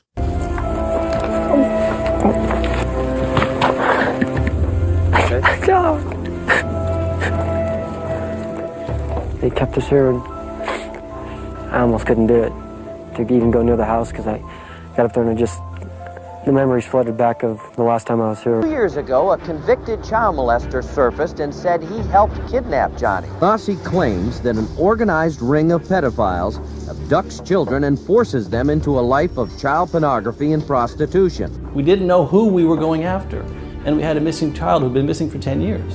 And the FBI was waving us off right from the very beginning, saying these are not credible witnesses, we don't believe this information is valid. So we went into it pretty skeptically, particularly when you have a character like Paul Bonacci, who was clearly suffering from multiple personality disorder, who had huge credibility issues, and who had been in prison.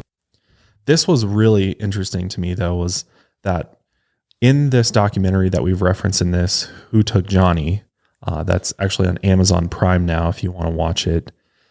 The producers actually go to the FBI, get an interview with an agent of the child abduction unit, and he's on camera, and here's what he had to say. Familiar with the Johnny Gosch case? He was an Iowa paperboy who disappeared 30 years ago. I am not personally familiar with that case. But do you know about it? We agreed that we would not talk about the Johnny Gosch case at all. Oh, okay. I'm sorry. I didn't know that. There will be no questions about that. Why do you think the FBI won't comment on the Johnny Gosch case? I get that it's an open case still, but why won't they even say anything about it? And as soon as the producer asked the FBI agent about it, he you could tell he got all flustered.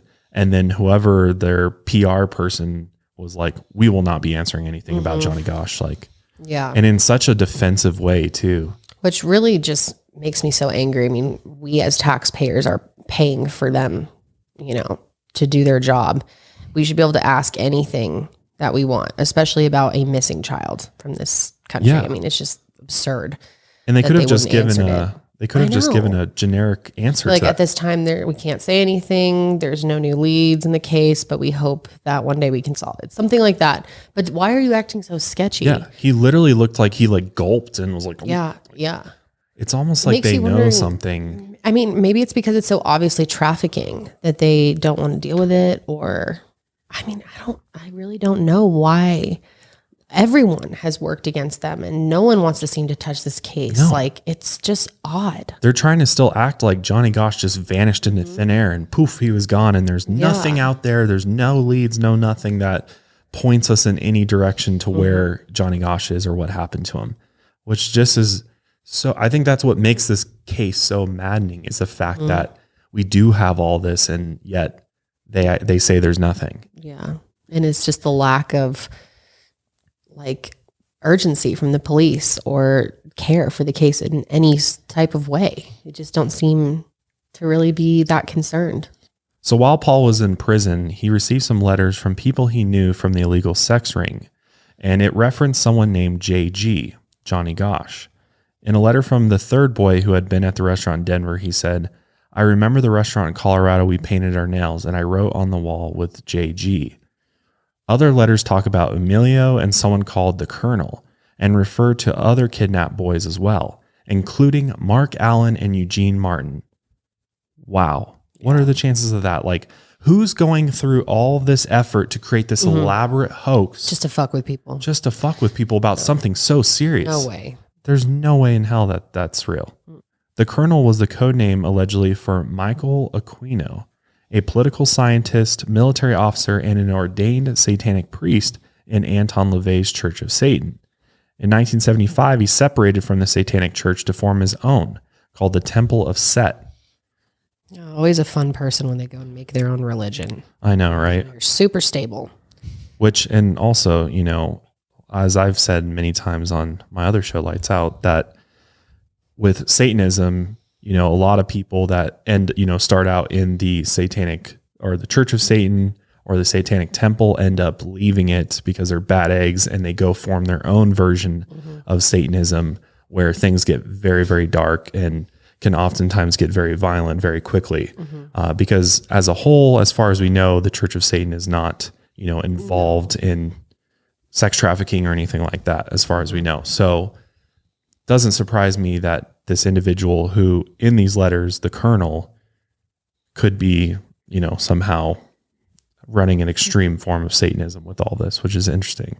So they were involved in a lot of court cases over the years for various different reasons. I mean, there was lawsuits, there was all sorts of things. You know, people were making threats, saying slanderous things about them. It was a constant fight with the public, really, and, you know, people's opinions of the Gosches. And they became very controversial. Yeah. Well, it's because Noreen was out there like fighting against the system, and, you know, was so public about everything and how she felt about the case. So it makes sense. So Noreen was testifying in court about something. And while she was under oath, she was asked if she had ever seen Johnny.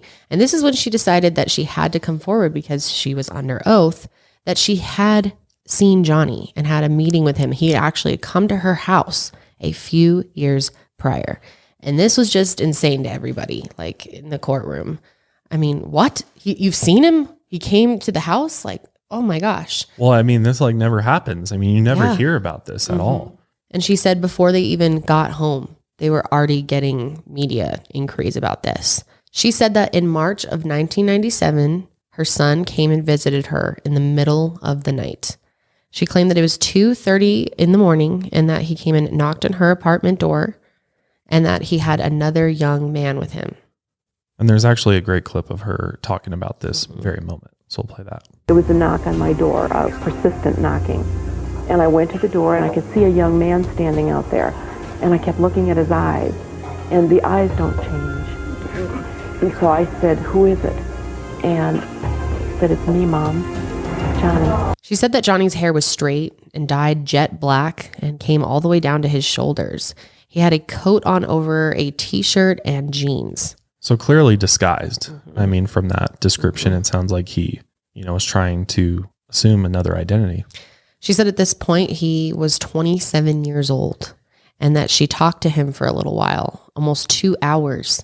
Johnny had seen his mother on a talk show telling him that he could contact her and that she hoped that he would. She did a lot of different talk shows over the years. Yeah, she went on all like the major shows pretty much. She took any media opportunity that she could. She recognized Johnny right away, and he confirmed his identity by showing her the birthmark on his chest. Noreen didn't find out much about her son's adult life, but he confirmed everything that Paul had said about his kidnapping. He told Noreen that he was abducted into an underground pedophile and sex trafficking organization. And when he was too old to be of use, he was thrown into the streets. And with nowhere to go and in constant fear that they would return to kill the witness of their crimes, he was forced to live under a fake identity. He explained that it was too dangerous to come home to his parents, fearing for his own life and the lives of his loved ones, which makes complete sense. I mean, and you also have to remember that, you know, she could have lied. She could have withheld this from the public and, you know, and just lied under oath. Lied under oath. She absolutely no. could have did that. I mean, this is a pretty major thing. So the fact that she was like, all right, I'm not going to lie under oath. I'm going to be honest. I'm going to be forthcoming. I know that this is going to blow things up for her. You know, this is going to create a lot of buzz, but I'm going to do it because this is the truth about what happened. And I'm pretty sure that's exactly how she explains it. Yeah. And, you know, of course, people were critical of the fact that it took her so long to come forward with this. But, you know, obviously he had asked her not to tell anyone. Why would you do that? If your son tells you I'm in danger and you could possibly put me in more danger if you tell anyone about this, Wouldn't you keep it a secret? Absolutely. Maybe she just felt like enough time had passed that she could say that this had happened, that he'd be far gone and well established by now. Right. That it was okay. And maybe she'd hoped it would get some movement going. Right. Well, also look at the flip side too. Look at her experience with law enforcement. They haven't done shit. Right. She doesn't trust them. Why would she bring that information to them in the first place? They'd probably just laugh at her and be like, yeah, right. He came to your door in the middle of the night. You're insane. And you're a loon. That's how some people still see her. It's really sad. It's like, why would she make this up? Why? And it makes complete sense. I mean, first of all, like we talked about with Paul, he talked about how prominent people in positions of power in businesses, in the government, maybe even law enforcement are involved in this sex trafficking, child pornography ring, whatever you want to call it. They're involved with it. So it makes complete sense. These people are going to do whatever they have to do in order to eliminate people that might expose them. I mean, look at the recent news. Look at Jeffrey Epstein. Look at everything that's happened lately. It's not only could they expose someone who's high profile, which is obviously a huge concern for them, but also just anyone. This is highly illegal. No one wants to get caught, paying for children through human trafficking. Right. So, yeah, I mean, obviously they don't want people going out and living back in the normal world and going back to their families or possibly going to the police and feeding them a bunch of information. He's lucky that he made it out of there alive. He really is. Yeah, absolutely. And plus, I mean, I think there's an absolute danger on Noreen's life as well. Like if she were to come out, like these people are organized and they probably have like hitmen working for them or people that would come take care of Noreen. Like she might just randomly get in a car accident. Like they would figure out a way to take her out if she's going to, come forward and expose a bunch of things. Or he's probably also concerned for his mother's safety. Absolutely. Right. So I don't know. I don't understand the argument that, we can't take any of that seriously. We can't believe any of that story at all. What's interesting is that John Gosch Sr., Johnny's father, has said publicly that he wasn't sure if he believed his ex-wife's story. And I don't know. I don't know how I feel about John Gosch Sr. I think a lot of people are very suspicious about him and just, I don't know. I can't really pinpoint anything specifically. I just think that it is odd that it seems like he is on such a different page from Noreen after all these years and everything that they have both found out. Yeah. That why wouldn't he believe that? And I'm curious why or what she thinks of the way he's acted. Like if she has any suspicion towards him. Yeah. I mean, I'm not sure what she thinks about that, but anyway, she, combined with her own experience and research, published her own book actually in 2000, and it's called Why Johnny Can't Come Home. That's why I titled my YouTube video that after her book, which is interesting to think about. He literally can't come home. Yeah. I mean, it's really like an expose into that whole world of, child sex trafficking, pornography, all of that, and exposing that and the realities of it and why it is so dangerous because look who's wrapped up in it. Yep. On September 1st, 2006, Noreen had another secret visitor. This time, a person left a stack of photos at her door. And one of the pictures was a man who looked like he could be dead with something around his throat. Others were pictures of young boys tied up and gagged. This poor woman, imagine getting that on your doorstep. Man. Oh my God. These photos are extremely disturbing, but one of them is really important to Noreen because it was a 12-year-old boy tied up and gagged and possibly branded on his shoulder. And she believes that this boy is definitely Johnny. And she also thought the man who looked dead was one of the kidnappers and who had been involved with Johnny. Which is interesting that she thought that. It was almost like they were sending her a message, I feel like, by giving her, whoever gave her these photos was like, look at these guys. Yeah. You need to watch out. Like, that's wild. You could be next. I feel like it was almost a threat. Scare her into silence is what it was, I feel like. And she was able to figure out that some of these photos actually came from this child pornography site and were like printed off. God, it's just sick that there's stuff like this out there. It makes me so uncomfortable. A little over a week later, on September 13th, 2006, the Des Moines police received an anonymous letter that read, "Gentlemen, someone has played a reprehensible joke on a grieving mother. The photo in question is not one of her son, but of 3 boys in Tampa, Florida, from 1979 to 1980, just challenging each other to an escape contest. There was an investigation concerning that picture made by the Hillsborough County Sheriff's Office. No charges were filed and no wrongdoing was established. The lead detective on the case was named Zalva. This allegation should be easy enough to check out. And Zalva refers to a man named Nelson Zalva, who's a retired detective from Hillsborough County, Florida. Nelson worked in the sheriff's office in the 1970s and had investigated 2 of the photos in the late 1970s, several years before Johnny was kidnapped. When the young boys in the photos were interviewed, they all said they had willingly posed for the photos and that there was no coercion or touching. The boys were adamant that no crime had taken place. However, Nelson couldn't verify that the photos Noreen received on her doorstep were the photos he had investigated decades before. But Noreen claimed that Nelson Zalva didn't even look at the photos before dismissing a possible link to Johnny's kidnapping. While 3 of the boys were identified by investigators, the 4th boy never was. And that is who Noreen believed was her son, Johnny Gosch. And I guess I kind of see that because I do see some similarities there. And you can kind of make out on the chest, there's a dark, kind of like a dark shadow almost. I mean, the photo's so blurry, it's hard to really make it out. But I believe she thinks that's his birthmark. The one that looks like South Africa. She said it's just kind of like shaded skin. And Paul Benassi also brought that up. Yeah. So there is a possibility, even though it hasn't been verified, that that photo is of Johnny Gosch, in fact. Do you have a butthole? If the answer is yes, then this ad is for you. It's hard to believe that when we go to the bathroom in this country, most of us wipe instead of wash. For years, bidets have been available, but hideously expensive, costing thousands of dollars. The Hello Tushy modern bidet attachment is here to democratize the blessings bestowed by bidets and offer clean buttholes to everyone.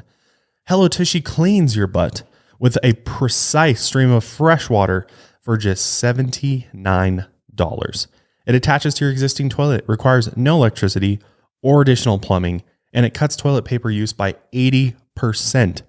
So the Hello Tushy bidet pays for itself in a few months. And with every Hello Tushy bidet attachment comes with a 60-day risk-free guarantee and a 12-month warranty. Join the millions of happy Hello Tushy customers right now. Go to hellotushy.com/milehigher to get 10% off.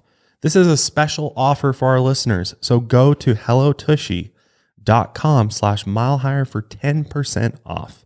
hellotushy.com/milehigher. Get those butts clean. So this is kind of interesting, and you have to let us know what you think of this, but there are some people that believe that John Gosch Sr. was involved in Johnny's kidnapping in some way. Because years after Johnny was kidnapped, Noreen learned from Jim Rothstein, the retired New York City police detective, that the Des Moines Police Department had been ordered to stand down the morning Johnny disappeared, which is why the police didn't return to the house until 2 in the afternoon that day. That's also why they didn't put out an all points bulletin for the car that they had seen, and why they refused to use helicopters or canine searches to look for Johnny, which that was my whole thing, is like, why did they, clearly they were like purposely not doing anything. Yeah, like they didn't really do the seems basic that way. things, like put out a bulletin for the cars that they had seen. They had descriptions of stuff. I know, like things that would just have been easy to do, they didn't do. It was like they were trying to work against them and not trying to hide it either. No. It's very odd. So some have theorized that John Gosch Sr. could have been involved in his son's kidnapping or possibly in the illegal child sex ring. It is suspicious that he took the call in the middle of the night before Johnny disappeared, and that Johnny went alone on his paper route for the first time ever when his dad usually went along. I agree with that 100%. I think it's very weird that that all happened. Yeah. During a court case in 1999, the judge asked Paul Benassi how the kidnappers knew Johnny Gosch would be alone on his paper route that morning, when his father and mother always went with him. And without hesitation, Paul said prior arrangements were made with Mr. Gosch on the phone at 1:30 in the morning, and he was told not to go on the route the next morning. Dude, what Holy the fuck? shit. I mean, if you believe everything that Paul Benassi has said, and I mean, everything seems to check out for the most part with it, like, honestly, I mean, that's a big accusation for him to make. Why would he do that for no reason? Yeah. And it is like strange. Why didn't he go with him? Yeah.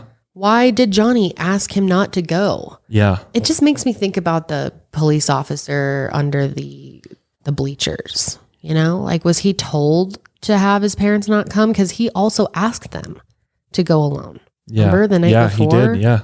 So what the hell? I don't know. There's definitely some connections going on there, I feel like. Yeah. That's so weird. But this was also the first time that Noreen had heard this accusation against her ex-husband.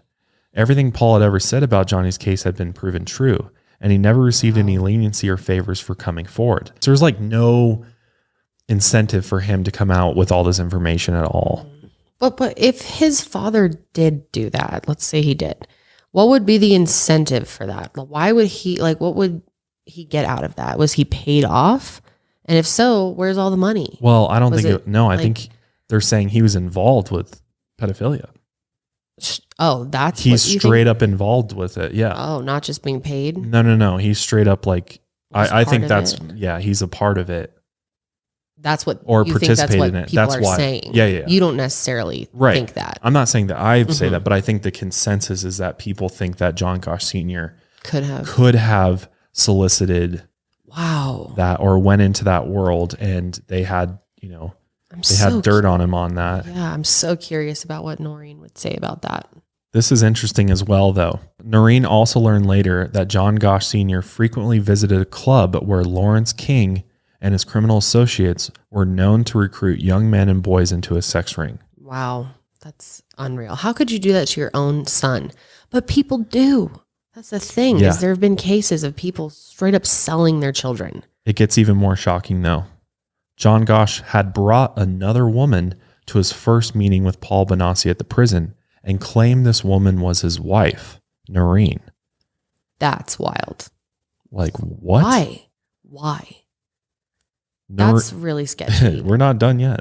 Noreen also learned that at least 25 people had been introduced to this woman as John's wife, and he frequently brought her with him to meetings at the prison. That is just so odd. There's your reasons for divorce there. Yeah, I'm sure there were many reasons for divorce. And I guess they've lost touch over the years, and he ended up leaving the area, and she doesn't have any idea where he went. He's That's just kind of so like gone. odd. That's all just very strange. So what the hell? Why is there, I don't even know what you make of that. Yeah, I really don't either. I mean, I'd hate to think that he would have any involvement with his son being sold into human trafficking. That's like, it's hard to even comprehend that that type of parent could exist, that you could sell your own kid, your own flesh and blood, your DNA into something like that. But it does happen. So of course you have to consider it. I mean, I don't know. There's certainly not enough evidence here to say that he really did have anything to do with it. But I mean, there's certainly enough odd things. There really is. Yeah. And this is what Paul's saying. And if all of his other information checks out, what is the possibility he's just lying about this one part? And why? And would he why? lie about What's this his one part? right? Just and this is wants to- specific information. Yeah, very. He knows a lot. Paul knows a lot. But there is one theory out there, and I don't know about this one. But there's a theory that Johnny Gosch may actually be this individual now. And this guy is named Jeff Gannon. His real name is James Guckert. Guckert. But this James Guckert guy, or Jeff Gannon, is a former male escort who's going by a fake name and somehow obtained White House press passes on a regular basis and was covering briefings for an obscure right-wing news outlet, and at one point even got to question the president. What's interesting about this, though, is that I believe Noreen thinks there is enough credible evidence linking Jeff Gannon and Johnny Gosch. Her and her private investigators have insisted that they would like to get a DNA test from him. She doesn't know beyond a shadow of a doubt, but they do want to DNA test this guy. So it's really interesting, this theory. I have no idea if it has any validity to it. Probably not, I'd say. But basically, the fact that this guy was just given a press pass is really odd. I mean, it's hard to get a press pass. They have a limited amount of people who get those. And this guy really didn't have any serious credentials or any reason to be given this press pass. Yeah, but I think you could argue there's plenty of people who've gotten, I bet if we went and looked at all the people who've been given press passes, we'd be like, that guy got one. Well, he was interviewed by Bill Maher. And do you have the clip? Do you want to play the clip? I have the. Let's just go ahead and play it. Okay. Please welcome, we've been trying to get him here for a long time, Jeff Gannon. Jeff, how you doing? I'm doing great, Bill. How are you? I'm great. Thanks for the opportunity to be on the show. Thank you for being here. It's a brave thing to do because I know you've had some controversy in the past. We'll get to that. I mean, your reputation was a guy who was in the press room, and people can't quite figure out why the credentials of Talon News Service, no disrespect, were enough to put you in there. It's one of the most exclusive clubs in the world, the 20 or 30 people who get to sit there and ask the leader of the free world a question directly. Why do you think you were selected for that? Well, there's lots of people that have that opportunity from various news services. I'm a journalist, and I was able to be in the room and ask the question. But why among the thousands of journalists did they select you? I'm just asking. I don't know the answer to that. You had a job formerly as an escort. Well, there's lots of allegations out there about things in my past. But it came out this week, the Freedom of Information request was granted, and you made 36 visits, apparently, to the White House at times when there were no press briefings going on. On 14 occasions, the Secret Service has no record of your entry and exit times. What were you doing in the White House? So he is like, why? How the hell do you get that pass? I mean, he's in the industry. He kind of knows. He's in the political world. It's hard to get those, and it's competitive. Why did he have it? And he doesn't have a good reason. So I think there's something weird going on. Is he Johnny Gosch? I don't know.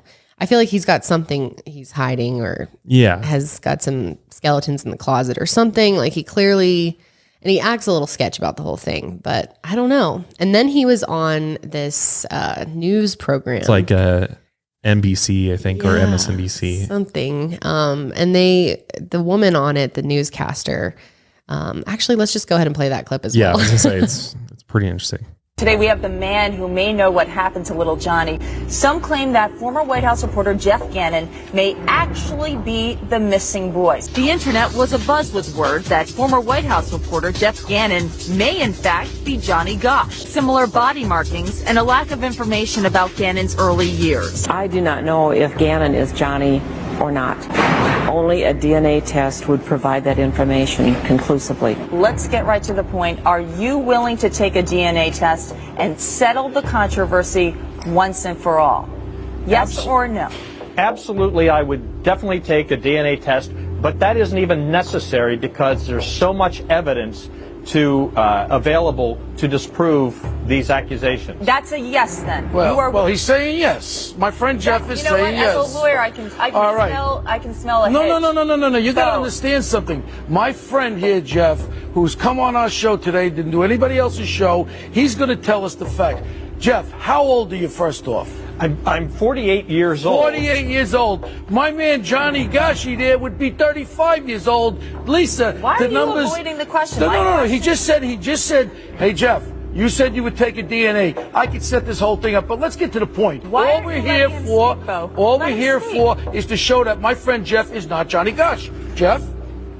There are dozens of people who have known me most of my life that could definitely vouch for the fact that I am not this person. Look, what happened to this child and the suffering that his mother has endured is a tragedy. But it's also been very difficult for me and my family, my real mother and members of my family who have had to listen to these fabrications being spread in newspapers, on television, and on the internet. Jeff, are you willing to take a DNA test, yes or no? Yes or no? Yes. When I cut my finger yesterday, there was plenty of DNA available. You should have stopped by. What else you want, Lisa? Are you his lawyer? No, excuse me. He's my friend. Let's hear from him. What did you think when you saw Noreen Gosch? Let him speak. Go ahead. Go ahead, Jeff. I feel that this woman is being used by people who are trying to promote themselves as being investigators when they're not. They're fabricators. You're not always telling the truth. Your name isn't what you said it was. Then the liberal blogs come out and say that there's a different story. You resign. Not that there's anything wrong with it, but can you see that people may not know that you're telling the truth here? So I don't know. The female caster was pushing pretty hard that she thought maybe it could be. I don't know. And I do think it's interesting that Noreen considers it. I mean, she's seen him. Yeah. If she thinks he looks similar enough to how he looks as an adult, because she's claimed she's seen him as an adult. So I don't know. Here's the flip side, though. Okay. Why would Johnny Gosch, after everything he's been through, so true, want to then go work, as a male escort and then go get a press pass, interview the president when he's trying to hide his identity after all these years? Why would he do that? Why would he try to go? Why would he be in such a public platform if he's in hiding? Right. Because there could be people looking for him, but I think some people see it that maybe he's involved still. A known thing. And it's like he's part, especially if you believe the government, the people in the government are highly involved in this stuff. So he's like an informant, he's like basically. given a job there. So I get it. I get why Noreen and their private investigators would like a DNA test from him, because I think, why not, rule him out? Yeah, I feel like why not just give him the DNA? But I don't know. It is very highly weird. doubt it's him though. I don't know though. When you look at the age progressed photo from NCMEC, it looks very different from Mr. Gannon. I feel like, and I feel like their software is pretty good at getting close to what he would look like. I mean, then again, maybe he went bald or is bald because of his disguise or whatever, but I don't know. They look very different if you look at the two pictures together. Why would they risk such a, he could come out at any point on live TV and be like, blah, here's all this information. That's true. Here's who's involved. Like, that's too risky. It's very unlikely. So I definitely lean definitely against that. Again, I wish I could interview Noreen because I want to know what she thinks about it more in depth. Me too. So as of 2017, last time I saw an interview with it, or maybe it was 2019, the West Des Moines Police Department did say that they're still receiving tips in the case, but they have received nothing that has helped them to solve the crime. And after 35 years and all these tips and information, they still have no clue what happened to him. Even though Paul Benassi is a witness to everything. Yeah, exactly. And they could go talk to him at any time. They could pick this up and follow up on all this stuff. They could probably easily verify his stories too. I mean, a lot of his claims were corroborated, by things he said. Yeah. So, they're still taking tips for the case, and Noreen has never stopped believing that Johnny has been abducted by human traffickers, or was at one point. And she now still believes that he's alive, and he very well could be, which is really weird to think about. That blows my mind, thinking he could be out there just in normal society, under a fake name, maybe wearing a disguise. Does he have a job? Like, I wonder what his life is like. He could have a family. He could have a wife. He could be living a full-blown life still. Like, obviously he's probably has a lot of, psychological issues like Paul's dealing with. Yeah. But Paul is able to go on and live a life. He's married and That's true. Kids and everything. Like, you can, move past all that trauma and live a normal life. You can. It'd be very hard. That's obviously best case scenario that he's off with this family, and it makes you feel a lot better at the end of the day. But it's very possible he lives a lonely, very sad life. But I feel so bad for him. But I think that hope is what Noreen holds on to, that he is out there living the rest of his life despite everything that's happened. And she understands that he can't come home and, they can't be together, but at least like in her heart, she knows that he's okay. Yeah. She said that, she understands he's got to do what he's got to do to protect himself at the end of the day. It's a basic human right to protection. And he knows better than anyone else what these people are like and what they'll do to him. So obviously he's got to keep a low profile, as painful as that is. How hard would that be to accept that your son is out there and you're just not allowed to be with them? I would be so angry, and I think all of her years of yoga has really helped her come to peace. She's done yoga for 40 years. Yeah. Teaching it. So it's really amazing what she's been able to do. And do you ever wonder if Johnny's out there listening to any of this? Has he seen his documentary? He ever listened to this podcast? That really freaks me out. What if Johnny listens to this? That's crazy. This just makes me think about how many other people are wrapped up into this whole thing, and how many other people are in sex trafficking in similar situations, or maybe they're thrown out from it and they're just out there living their lives, and maybe we come in contact with victims of these, rings all the time, and just, totally have possible. no idea, and they're keeping these secrets because they're fearful. I think at the end of the day, it's just, they're fearful that they will be taken out. I can't help but look at Jeffrey Epstein and that whole thing.